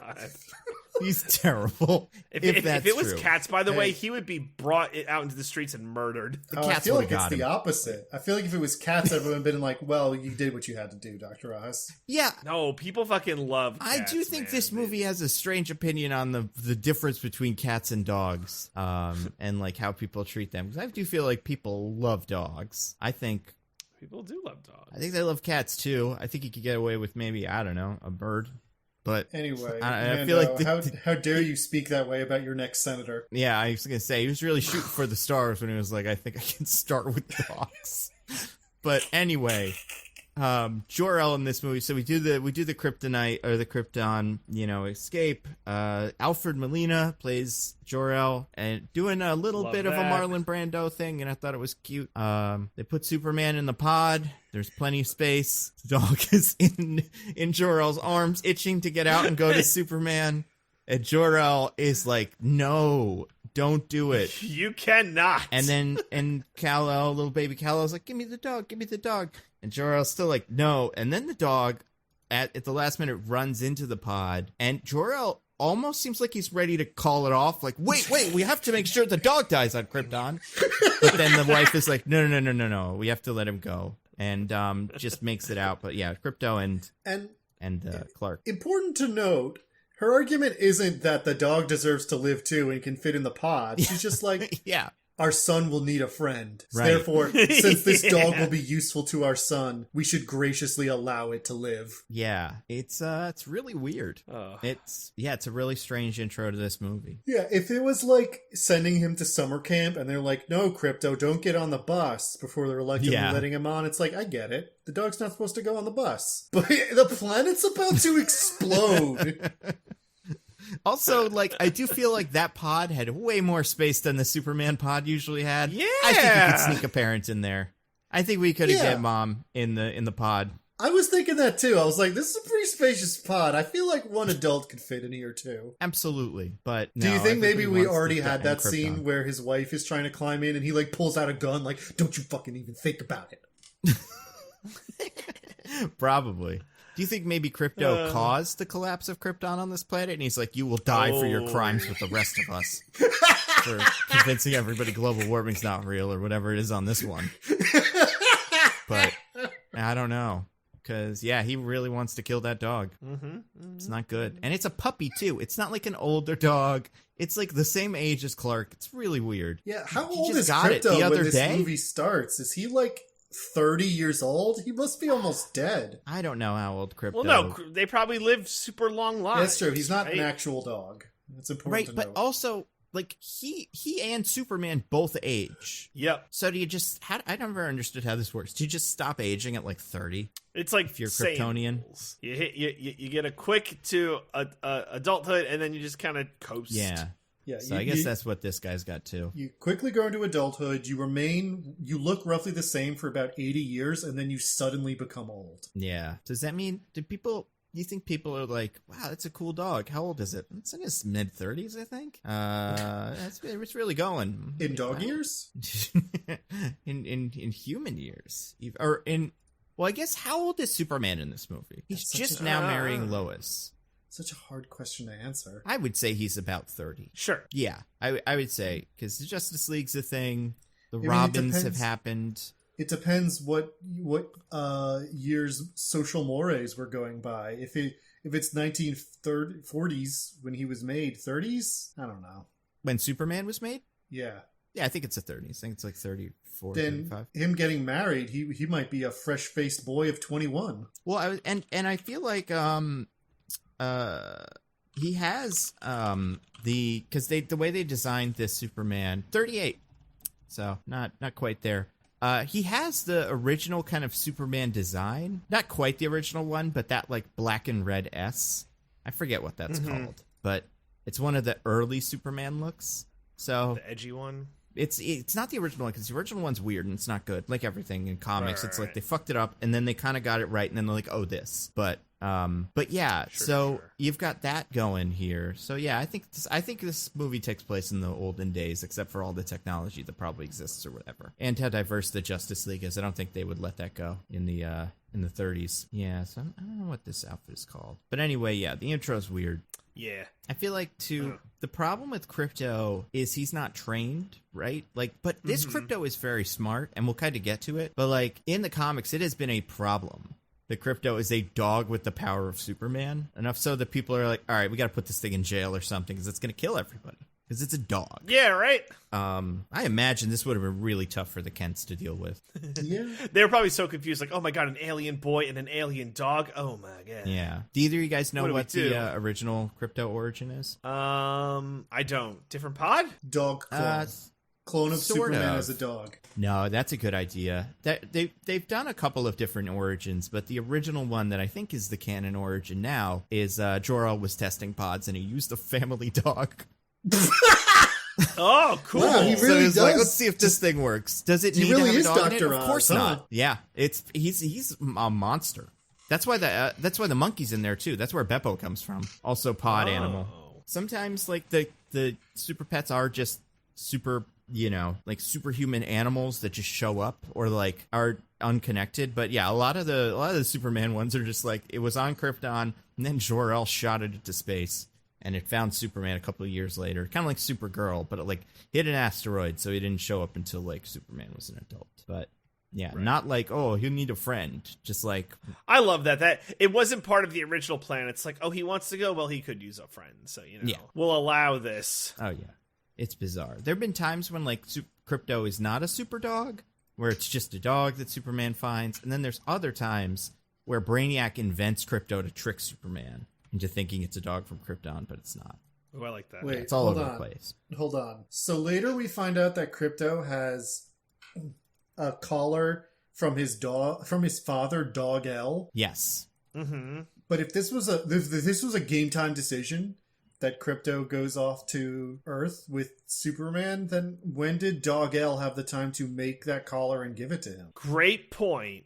And more, Welcome yeah, to Mostly time and Nitpicking. also just like intention. Maybe Dog-El was like, and of course they'll send the dog with the boy. Why wouldn't they? He's like, they wouldn't be. Is Dog-El a real character in the comics? No, I think he does have parents, but it's not. I don't think they're called That'd be Dog-El. sick. I don't know. You know what? He probably amazing. does in some version. I mean, this is clearly just a reference to the first Superman movie with Christopher Reeves. Yeah. Yeah.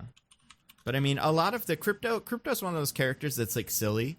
So it's like, oh, right. Yes. Okay. I did read about this before.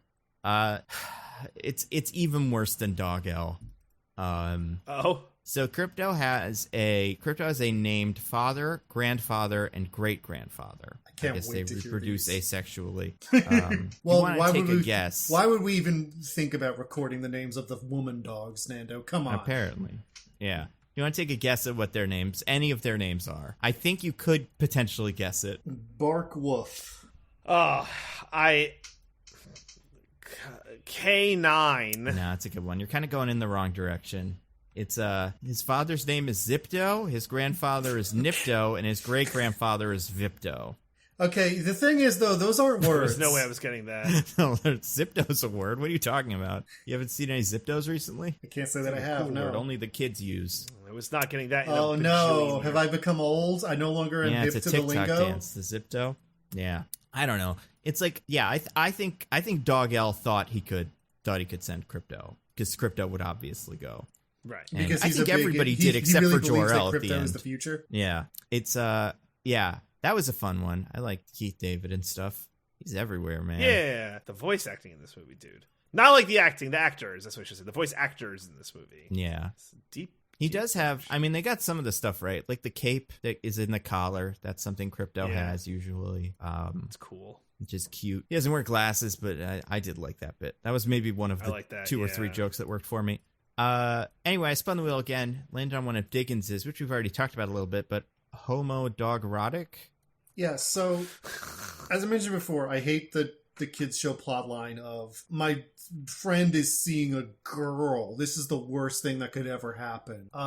Which it does always give I feel like it always unintentionally paints a veneer of homoeroticism. Because why would you be so jealous that your friend is spending time with a romantic partner? You know? Because we can't watch Bake Off together with our popcorn. Right, but why do you feel entitled to his, like, romantic time, Krypto? What's going on there? How does Krypto really feel about Clark? About Superman? Huh? I think we gotta interrogate this. Do you think he's in love with it? I think that's the implication. Yeah, I think that's... I mean, what do you think dogs think about any of us? Do you think they're in love with us? DJ, what do you think your dog's thinking right now? I mean, right now is, oh my god, where's DJ? He's so great. I love him so much. I mean, your dog does hate it also whenever I'm another hungry. man is in your home. That's true. But my dog's a lady, so the homoerotic thing doesn't work. Well, maybe she's homoerotic for your wife. Possible. Haven't explored that one yet. I do think, see, it's half, I do think it's half that, because it's half like, you don't, want to spend time with me, but it's also half like, you're going to get a new pet, because that is what Superman wants, is to get him, like, a new pet friend, and then he's like, I don't want that, I want my favorite guy. So, they almost do a Secret Life of Pets, Right, or but Toy Story, or any of these movies that are all the same thing. But it's not like he's like, I don't want you to split your attention with another pet. He's like, you're getting me a pet so that you can go and spend time with that hussy Lois Lane. Oh, Yeah. no way. All your alone time is with me, pal. It's a great point. He's jealous. He's jealous. He's jealous because he's like how Supergirl's horse one day a year turns into a man and they go on a Yes. date. That's what Krypto wants for himself. I love that. Can you blame him? Superman's a real, snack. I know, yeah. Superman's the ideal man. That's right. So, I mean, no, sure, I can't blame him, but surely he has to realize there are several laws against... Well, actually, I guess I don't know what the bestiality laws on Krypton are. Yeah. Like, are Krypton dogs actually so genetically similar to Kryptonians that it's not considered weird? They have all the same superpowers. Why wouldn't That's they be? true. That's true. The Krypton dogs do have human teeth, so That's There true. is that. I think that's what we can assume is on Krypton. That is a normal thing that we just never see. But then again, they were raised together, so it has some hints of incest too. This movie's not okay for children, guys. I gotta say. Or any movies. Probably the Paw Patrol movie. Talking about Don't great even references in this movie. Oh yeah, they do. Forgot about that. They referenced Paw Patrol. They referenced Iron Man too, right? Yeah. Yeah, they should call me. They reference Marvel properties more than once for some reason. What was the other one? It's fine.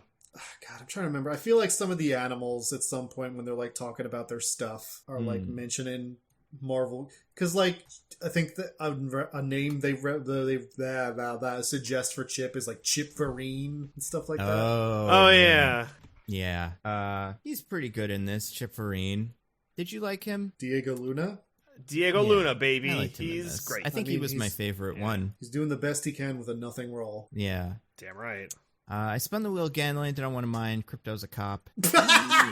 He busts the dog when it's trying to escape. Yeah. And he's like, wrong to do that, 100%. Krypto's a friggin' narc. He really is. I think he said that, Narc Kent. Yeah, that's right. They did say that. That was a joke I liked, actually, what he calls it. No, wait, I think he actually ruins it by saying, like, Narky Kent instead of Narc Kent, the clearly better alternative. Oh. Yeah. Were they worried the kids weren't going to get it? Like, speaking of says, I spun the wheel again and landed on one of Diggins'. Wait, you had nothing more on he's a cop? He's just a cop. We just got to call it out. Dogs know are cops. That's the rule. Cats are not, because they're cool. As long as we're talking about people being cops, can I just say, I don't think using your gravity ray to catch a meteorite is illegal. I mean, if you're using it to destroy things, sure, but that's not what he was going to do. He was just like bringing a big rock up onto his roof with his gravity. He was probably ray. breaking parole. That's always my guess with Lex, right? It's like, probably breaking parole. But he's not breaking the law. How could he be breaking parole? I don't know. It's probably part of his parole. No bringing meteorites. No dealing with any kind of kryptonite. If you deal with any kind of kryptonite, it's over. If you touch anything from space, it's back to the clink with you. Maybe. I just feel like I don't understand why he went to jail. He didn't do anything. Look at the Defender. If Superman he had a robot hadn't suit. gotten involved, everything would have been fine. That's probably true a lot. Well, I feel like if Superman didn't get involved, some other gerbil would have gotten superpowers, right? Or guinea pig? I don't know. He didn't have any more guinea pigs. Krypto had freed them all. He would buy some. I mean, maybe. Unless that's illegal, which I don't even want to think about. I mean, maybe they live in a more just society than Krypton, where you could just kill as many guinea pigs and dogs as you want. But yeah, I did spin the wheel though, and it landed on one of Diggins's, which is just, but sometimes they can. This is a short version of your one about how sometimes the people can understand the animals and sometimes they can't. Right. You want to explain this one? Yeah. So the animals can talk. Obviously, we've talked about them being voiced by The Rock and Kevin Hart and whatnot, but only to each other. Except sometimes when they can, because like we do the classic joke where an animal is giving a long monologue and then we cut to the person's perspective and they're just going like squeak squeak squeak squeak squeak squeak squeak squeak squeak, like isn't it funny? The person has no idea what they're saying. But then like Superman has conversations with Krypto where his responses don't make any sense unless he knows what Krypto just said. So, like, sometimes they can understand them. Sometimes they don't. That's fair. Lex seems to understand Lulu when they first meet because he's talking like he understands what she believes about him and their relationship, even though he has absolutely no reason to think that whatsoever. Yeah. That's because of his mega genius. And I think his Lulu, with her intellect. crystal, gets extra powers. She can speak like a person or something. But we specifically she's one of the first ones we specifically show, like, they don't understand what she's saying. There's the whole joke when she first tracks down Superman. That's true. I'm just saying the laws... I did notice that's an inconsistency. The laws in this that silly comedy kids movie are inconsistent, and I won't have it. Yeah, that's a good point. I spun the wheel again and landed on one of DJ's, I think. He's his tragic backstory. Do you want to talk about that? Oh my god. Okay. I need some room here, fellas. So we learned that Ace has a horrible, tragic backstory. And so what happens is he is a puppy, a part of a family, classic nuclear family. You got a mom and dad and a little baby girl. So they're all best friends and everything's great. these jabroni parents who should be thrown in jail leave the baby gate open at the top of this staircase where the baby's about to walk to and fall to her death. Ace, like, grabs her by the arm to prevent her from falling. So she starts crying because the dog bit her. And the parents come and they're like, oh my God, the dog bit the baby. Not being like, oh my God, the baby gate was open. No, the dog opened it because it's bad. Yeah, the dog was trying to kill the baby. Evil dog. Yeah. Right, and then so this perfect, family is broken up where the dog is put in, the shelter or whatever because it's been a child. And it's a very sad backstory. And the entire time Kevin Hart is like, well, we're dogs and we love unconditionally. And when we have to do whatever it takes for the humans, even if it means leaving the humans. And I'm like, what the hell is this? Like, this was sad. Like Michelle almost started crying during this backstory because she loves dogs, not like a heartless monster like me.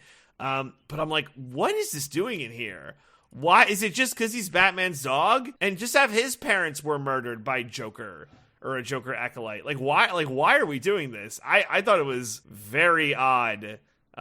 His incredibly tragic backstory. I don't know. What did you guys think? He should have told the hamster or the guinea pig to tell everybody what really happened. Then everything would be okay. Well, the guinea pig was a real jerk, though, even before she had superpowers. That's true. It does feel just strange in general that the resolution of his story is like, and then I got a new owner, as opposed to like, and then my owner saw that I was a superhero and realized I probably didn't bite the kid. Like, just go back to your old family. Yeah, like, could have been on TV. Like, oh, look, it's Ace. And like, maybe like a few words from like, oh my God. And then like right. I was waiting for the family to like re-adopt Ace, but no. Yeah. I mean, just there was half a second where I was like, is that girl, the little girl, like Green Lantern or something? Like, is that her grown up? But then I'm like, well, he's not immortal like the Crypto is. So I don't think the dog is going to stick around for the 20 years it's going to take to get her to. Would have had to been like a Shazam scenario where it's like, maybe you get the ring. Yeah, maybe she is Shazam and she just puts on a Green Lantern costume because she knows that's the only reason people will believe her. I mean, it would be clever. To be honest, I know absolutely nothing about this Green Lantern, so that could be true for all I know. I mean, she's one of the new ones. She's, what is her name? Jessica Cruz. Jessica Cruz, yeah. So I forget what her deal is. I haven't read too many books with her either. I think she used to be Power Ring, a different character they kind of liked, and then they were like, you know what, that's a Green Lantern now.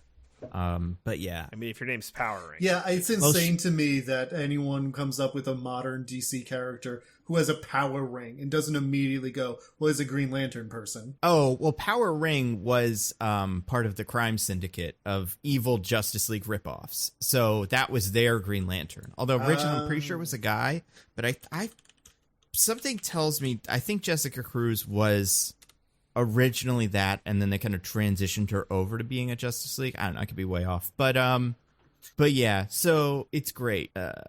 But yeah, they put her in great. I think she's like also an agoraphobe or something like that. Not positive. I'm reading this character backstory right now, and it is something. Oh, so she is not a member of the crime syndicate, but she was Power Ring when she showed up. So I was wrong and right. What is her backstory? It's like she and her friends stumble across men burying a body, and then brutally murder her friends and traumatize her. And then the Ring of Volthoom, Power Ring's ring, is like, I can sense your trauma. You must be my new master, and like forces her and like emotionally abuses her while they're going around doing crimes. Like, good lord. Yeah. Well, this really is a male comic writer writing a female character, huh? Well, I do think it was, I don't know if it was Jeff Johns, but it was definitely, it's the time when Jeff Johns was writing stuff, so I wouldn't be surprised if he came up with her. And then that would feel about right. Created by Jeff Johns. It was? Yeah, okay. Well, like 4 people, and Jeff Johns is one of them. Yeah, it was, and it was also part of New 52, so it was that kind of everything's super serious and like realistic. And then they went, that's a bad idea, and then they just changed it back to whatever it used to be, because then they did Rebirth. So I bet she has a different origin or something that was kind of fixed. But yeah, she's fine. I don't know. She's obviously not my favorite Green Lantern, but I don't know. I do think it's weird. What'd you say? Let's see. Your favorite is Guy, obviously the best one. Yeah, the one who's stupid and sucks and has a bad haircut and gets angry at everybody. He's so funny. Gets absolutely fucking decked in one punch by Batman. Yeah, always getting beaten up or killed or something. Can't deal.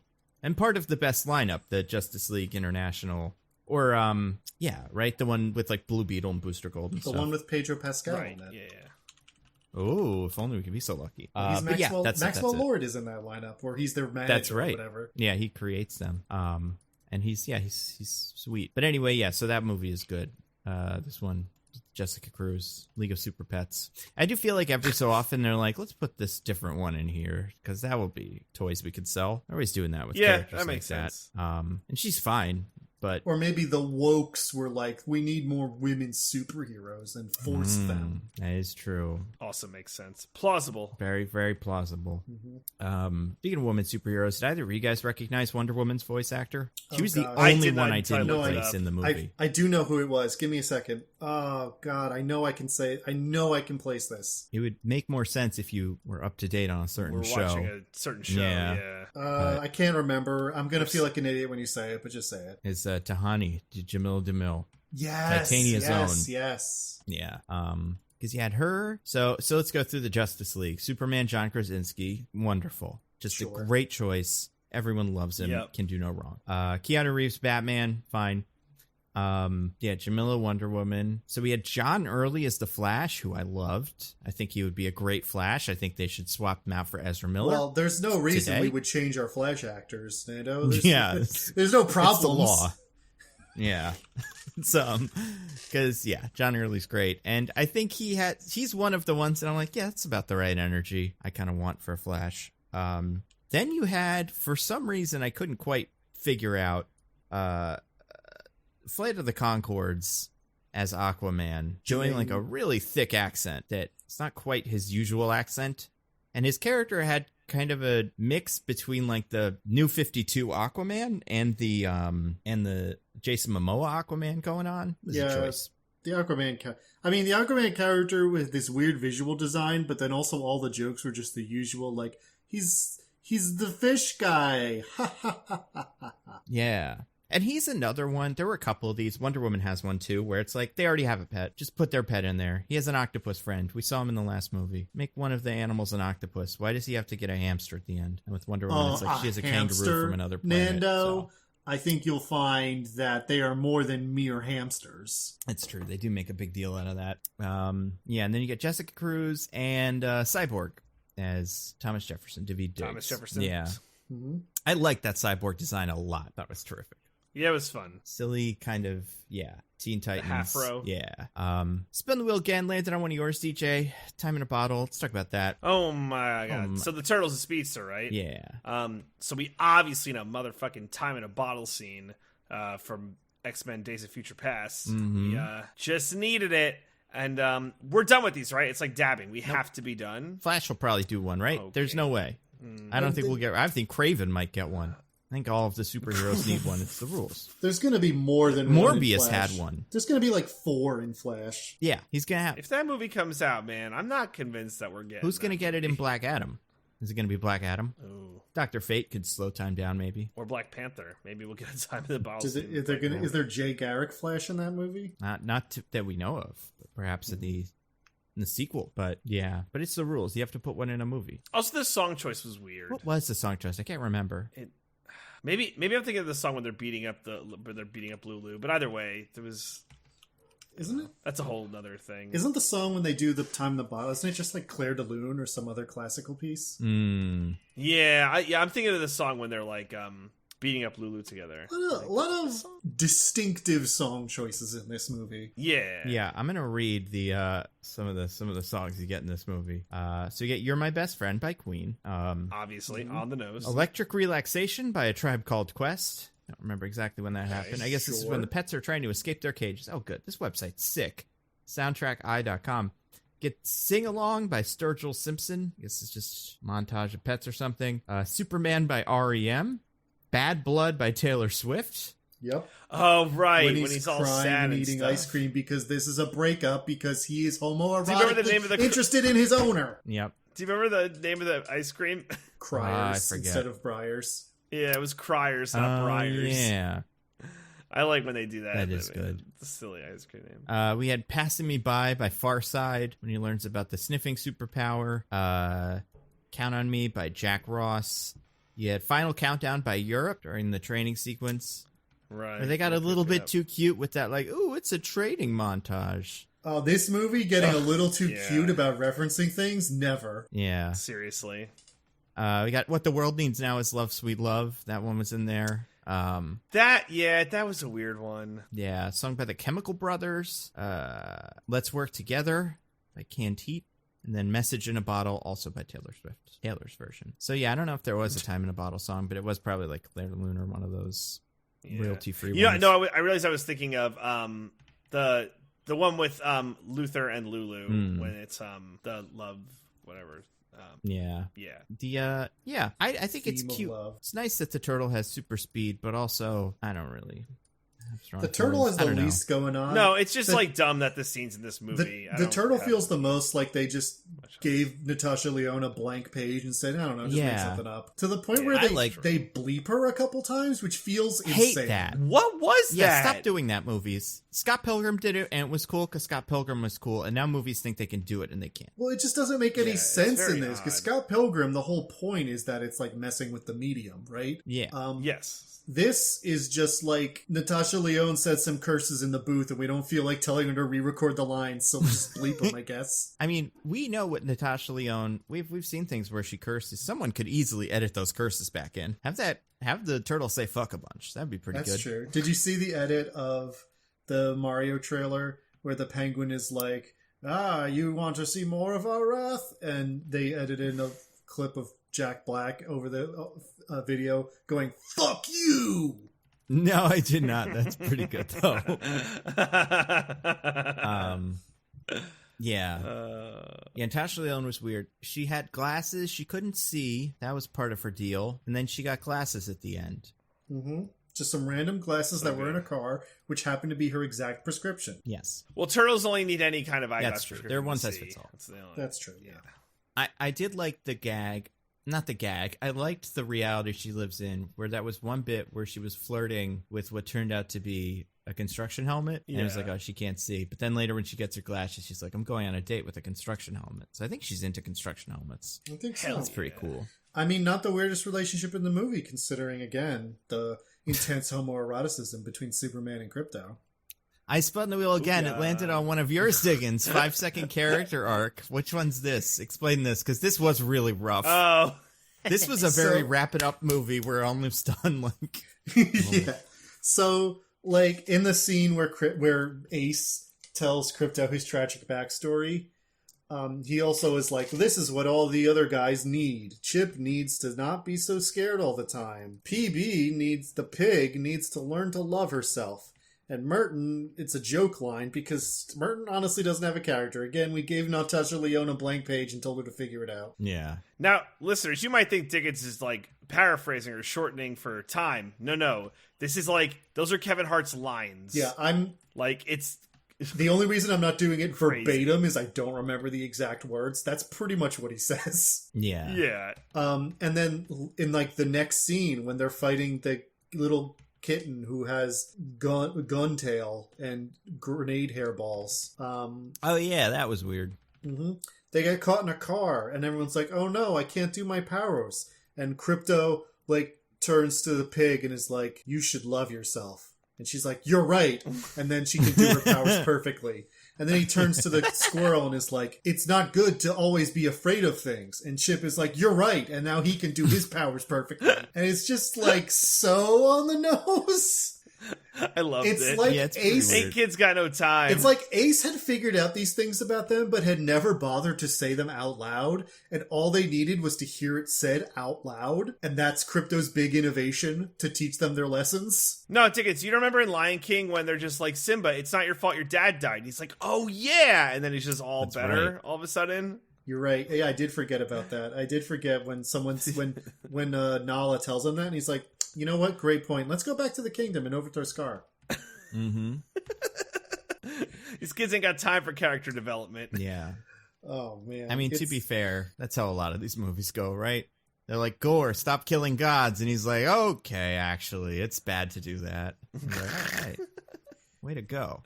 Yeah, but this is just strips it the most. This just strips it the most bare, where he doesn't even bother to really do it. It's like they forgot. And and then they had to put it in a line. They're like, wait, how does this resolve? Like it has to be 90 pages. We can't add another page. Okay, I guess I'll take this joke where they fart a bunch and turn it into them saying all their things. It's the only way people will buy it on Audible. Yeah.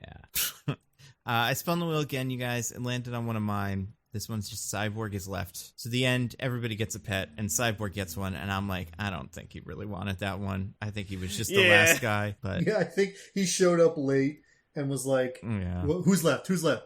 Guinea pig? Fire guinea pig. I guess I can do that. I mean, I guess lasers.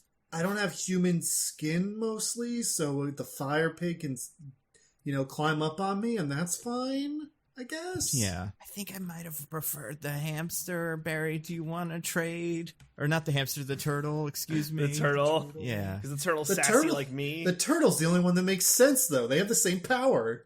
Everything else is just completely random. The turtle gets like a metal shell, so I'm like, oh, that's kind of like what his deal was. Also, get the chipmunk. The chipmunk shoots electricity. You shoot beams of light. Shit. I don't even know what Cyborg shoots. Something like blue. Yeah, he shoots blue. Yeah. You know how there's like blue beams. flavored slushies? It's blue power beam. Yeah, it's just blue. beams. Pretty much. It is crazy that Jessica Cruz gets a fucking squirrel. What's crazy is the You're my squirrel pet has now, lightning squirrel. powers, and in the epilogue thing, he's also a Green Lantern? Yeah. What's up with that? Yeah. Well, that's the thing I didn't love about the movie, is that at the end they were like, and we're just like we should have been at the start of the movie, or just like, now we're the ones. Because that's the Green Lantern chip. And they were like, everybody when the movie came out was like, well, isn't he going to be a Green Lantern? And then the end of the movie, it's like, I guess it was easy to do. He got a ring. He kind of got married to her, too. He just puts a ring on it. Yeah. All these That's how he people are puts marrying it. their pets. It seems like he's making the same mistake that Raccoon did with Jessica. Oh, man. I do think it's weird that there is a Green Lantern pet.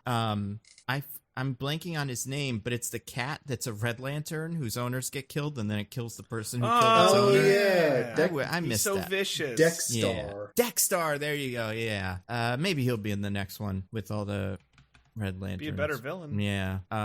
Speaking of that, I got one more thing on the wheel. I spun the wheel. All right, what do you got? This one's just The Rock, and John Krasinski. So we got a scene with 3 rocks and 1 not rock. Is that what movies are going to be in the future?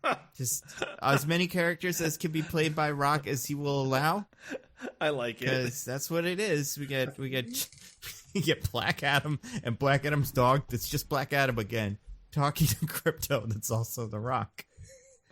We don't even get Black Adam's face. Yeah. That's how bad it Did was. they not afford it? Did it not look good enough? They could afford The Rock's voice, but they couldn't afford his likeness. Maybe. I wouldn't be surprised. That's actually the only reason it's an animated movie. They were going to have The Rock running around on all fours and pretending to be a dog, but couldn't afford his likeness. That would be great. Well, you call your local Rock and tell him to lower his rates for his likeness. Yeah. But yeah, what do you guys think of this post-credit scene? Oh, it's like so dumb. You can't. I like. Yeah, Diggins has You got it. can't do this. You can't make fun of the movie that's coming out soon that you made for being grim and self-serious. Yep. You made it. You could have not made it that way. See, you can't do that, but The Rock can. Yeah, The Rock can do whatever he can. He's allowed. Yeah, I don't know. I love it. It's weird. I don't like the idea that Black Adam is the linchpin of this universe in general, but that does seem like the decision DC has made based on what The Rock has said publicly and also this. And also the new guy who seems like The Rock makes a lot of money, so he should be a centerpiece of our universe. Seems like a thing that guy would say. Well, and you know what else it is? The other reason the scene doesn't work is it's clear that The Rock doesn't know how to do voice acting or just regular character acting, because they all sound the same, because they're all the same guy. His Black Adam doesn't sound more Egyptian than his fucking Crypto. It's just The Rock again. They put a nice filter on Black Adam's dog where he sounds a little like this. I guess that's true. He did a little bit of a voice, but They put the synth I on. think, I think he wasn't doing a voice. I think they put a filter on him. they couldn't be bothered. He can't, his vocal cords are so strong like Groot. They just kind of hold in place and he can just sound like The Rock. So busy. Yeah. Yeah, I don't know. That was weird. Yeah, it was. I think my one thing was I think Black Adam would have killed that guinea pig. I think Yeah? he would have flown Well, yeah. through its heart and just pulled the heart out of its body. Well, Nando, I don't know if you know this, but even though heroes don't kill people, Black Adam does. Oh god. Yeah. Ugh. Well, yeah, it's also weird that this movie came out before Black Adam. I imagine that was not originally the plan, and maybe it would be funny if Yeah. Black I Adam think- was first. I think it was, actually. I think they both got pushed back really? simultaneously. Interesting. Yeah. So that's DC's Dwayne Johnson League of Super Pets. Any other thoughts about this movie? No, I think I've tapped the well for my thoughts. Yeah. Yeah. All right. So, all right. Now that we're done with DC's Dwayne Johnson League of Super Pets, do you guys want to get to our classic segment? Yay. Let's recommend some things. DJ, do you have anything to recommend to the fine people? I got like a really bizarre rec that is like, it's believable for me, but it's like, I think results may vary. Okay. So have you guys heard of a little video game called Xenoblade Chronicles 3? Yes, I have heard of that. Yes, game. I have heard of it. Actually, I didn't know that there were PS2, to be honest with you. I think I saw a donkey video or something on it. He did do one Yeah, on it. that's all I know. It kind of slaps. It's kind of like good. Wow. So like weird thing with this franchise, right? So there's 3 of these games, obviously. One I think is really good. I think Xenoblade Chronicles with your boy Shulk from Super Smash Brothers is like a really good JRPG thing. JRPG. How much is he? I think How much is he two- really feeling it? He feels it so much. Really feeling I it missed in that. a really weird overall used British accent. Yeah. Really Oh, they're feeling not it. British, DJ. They're Australian. That's what makes it weird. Australian, right. So that, and then 2 is like fine, but I still liked it, but like it's like the middle. But like I think 3 is like really good. So what do I like? I like the combat system, where it's like real-time attack input, kind of like Final Fantasy 8-ish. But it's like more roamy, so like actually it's probably closer to Final Fantasy 7 remake. I like that. I actually like think the characters are like not just like copy pasta of like regular anime character put onto like a guy or a girl. Like I think the characters are like pretty good. I'm not gonna go over the story because it's not worth it. But I guess it's like if you're looking for like a JRPG to play that's like meaty, this game is really effing meaty. It's gonna take me 5 years to get through it. But I actually think it's worth checking out. You could like read about it. Polygon had like a really good article on it. But I'm like, do I want to get this game? Because I just beat the most recent Tales game, and I was looking for a JRPG to play because I always like having one in the chamber. And I read about this, and I'm like, I'm gonna give it a shot. And I played it, and I liked it. I think all criticisms of it are valid. I think you'll only like it if you do like JRPGs. But if you're on the fence about it and you like JRPGs, I actually think it's a pretty good game. So yeah, I'm gonna throw it out there. It's a weird one, I think, but I don't know, like give it a shot. So yeah, that's my rec. Cool. Yeah. Diggins, what about you? I have a few. I watched a bunch of movies since last we recorded. I saw See How They Run, which is not much like DC League of Super Pets Dwayne Johnson. It is perhaps not clever enough to pull off some of the meta things it tries to do. But unlike DC League of Super Pets Dwayne Johnson, it is still really fun. And you know, it's like a cozy little murder mystery in the tradition of, you know, Agatha Christie and the British in general. And I think it is a good one of those. So if you like a murder mystery, it's not going to blow you away or anything. It's not Knives Out, but it's really fun. It's funny. It's worth seeing. I saw Bros, which was... You did? I did, yeah. Did you like it? But you're a straight. You're not supposed to see it. I Billy know. told me. Yeah. Well, no, Billy told you that How the could you have straights gotten the jokes? didn't see it. Not that they couldn't. No, that's true. That's what it was. Sorry, what was your joke, DJ? We kind of stepped on it. He said Xenoblade Oh. Chronicles 3. Right. But no, honestly, it's really funny. Like, I was surprised at how funny I thought it was. It's just like a really good romantic comedy. The kind of which they don't make a lot of anymore. And it's just one of those that happens to feature two men. And I mean, it is very set in like the world of, you know, gay life in New York City. But you know, it's one of those things that's like that specificity allows it to feel relatable. You know what I mean? Yeah. Yeah.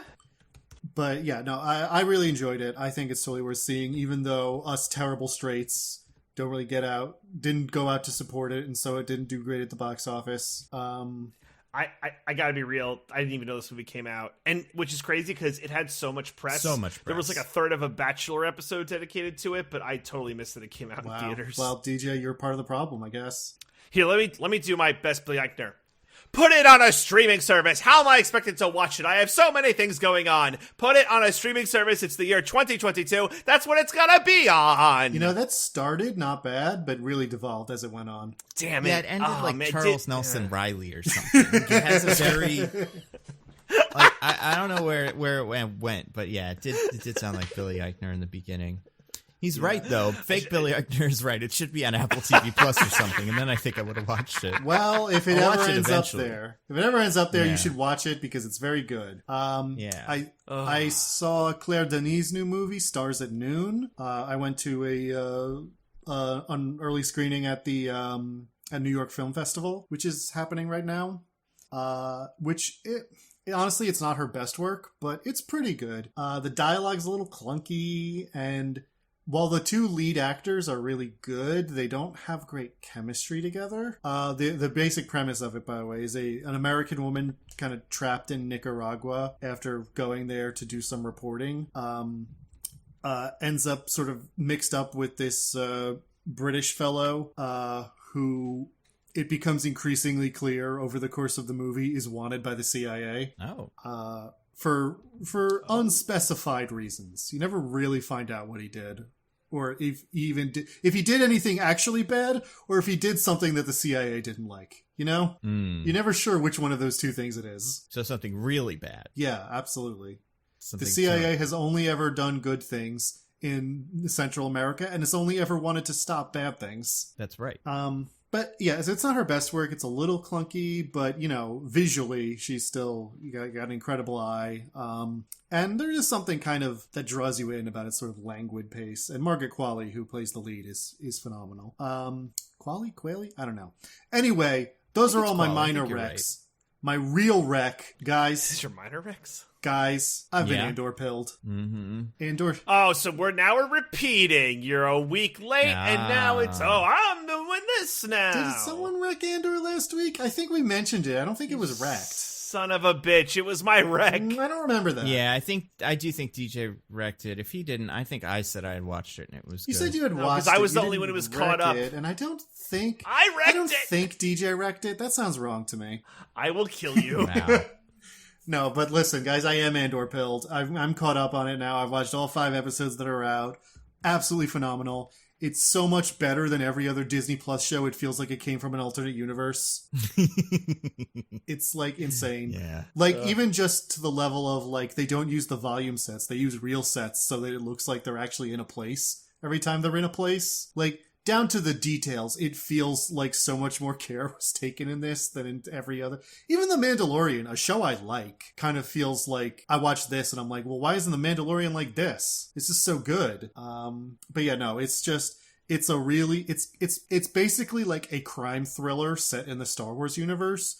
But instead of me saying that, and what I mean is it's a Marvel movie set in the Star Wars universe where there's some crime that happens. I mean, it's actually a crime thriller, and it's just like, it has such a good idea of like this specific time and place in the Star Wars universe. It's set obviously it's set before the original movies, because that's when Andor existed and before he died at the end of Rogue One, spoilers. And it's just got such a good idea of this like formative, well, not formative, but you know, like years of the Empire still kind of establishing itself out on the fringes, how he gets mixed up with the rebellion. It's also well crafted. It's also well shot. It's also, the character work is impeccable. Even the guys who fucking suck, like all the Imperials they have who are terrible, are like still so compelling. Like that dude who sucks, the inspector, is yeah. I guy can't who should stop be played by Jonathan Groff, but isn't.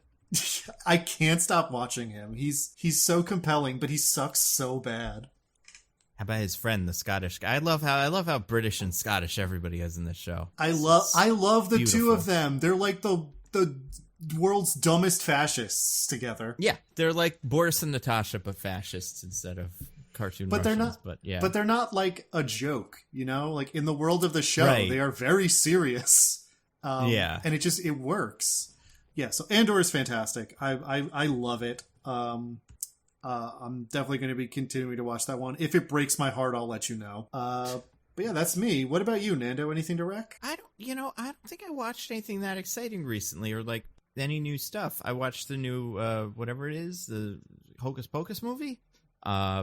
That's so interesting. Wow, that's so weird, Nando. You watched it? How was it? Yeah, you know what? It's got a lot of fart jokes in it, or maybe just one, but that's the joke I remember. It's too many. Yeah. I would say, what did I play? I played some Overwatch 2. I think it's fine. Just like Overwatch 1, except with a battle pass instead of loot boxes. I can't decide which one's worse. Did you say One's something? gambling and one's crappy. Did you say something mean in voice chat and Blizzard swatted you? Not that I know of, but maybe. Maybe that's why I'm 50 billionth in line to play Overwatch. I liked it. Like, I think it's okay. I think the new mechanics are fine. I've been reading some older comics. I've been catching up on Marvel's new event, the Judgment Day event, which is also fine. It's kind of interesting. An Eternal comes to Earth, or Celestial comes to Earth and is like, I'm judging every single one of you individually. The sum total of the judgment is whether I destroy the planet or not. So it's pretty fun. And then I feel like there's a DC thing I was reading, but I can't remember what it is. But, you know, the usual, just a bunch of comics and stuff. She-Hulk, the new She-Hulk is great. And I like Andor too. I think Andor is fine. It's good. It's very good, but I'm not caught up, so I can't be quite as emphatic. Yeah, geez. I'm sure there's something else I've watched, but I don't remember what it is. So it didn't leave a humongous impression. What are we doing next week, fellas? Oh man, don't we know that? Or no, I mean, we'll talk. I know we'll talk about Werewolf by Night because it'll be out tomorrow. But I don't know if it's like we full can do another episode. Rocktober movie. I think we got to could do do another Rocktober. We can't abandon We got plenty Rocktober of so rock early. stuff. I mean, maybe maybe Dwayne Johnson, Black Adam, shows up at the end of Werewolf by Night with his werewolf. That's him as well. Well, only one way to find out. Yeah. So yeah, I don't know. I get maybe we'll do. I don't know. We're the ones we named Scorpion King's probably the first one, so that might make sense. Tooth Fairy. Yeah. I don't know. There's a bunch of them. Yeah. DJ, do you have anything to plug? Just the same Roses and Rejection stuff. We're doing Bachelor in Paradise, so check that out. Is it not over? I thought it was. Oh wait, Bachelor in Paradise is different. This is Bachelor in Paradise. Yeah. There you go. Diggins, what about you? Just my usual stuff. I have my newsletter, a little perspective.substack.com, and I stream sometimes at twitch.tv/thisisanodname. Cool. What about you, Nando? Just the usual as well. YouTube stuff, video stuff. Put out a video about the She-Hulk show recently, and then I've got one coming out about casting a specific actor in stuff that I think is fun. That I don't think it'll be out by the time the next one of these comes out, so you got a little bit of time for that.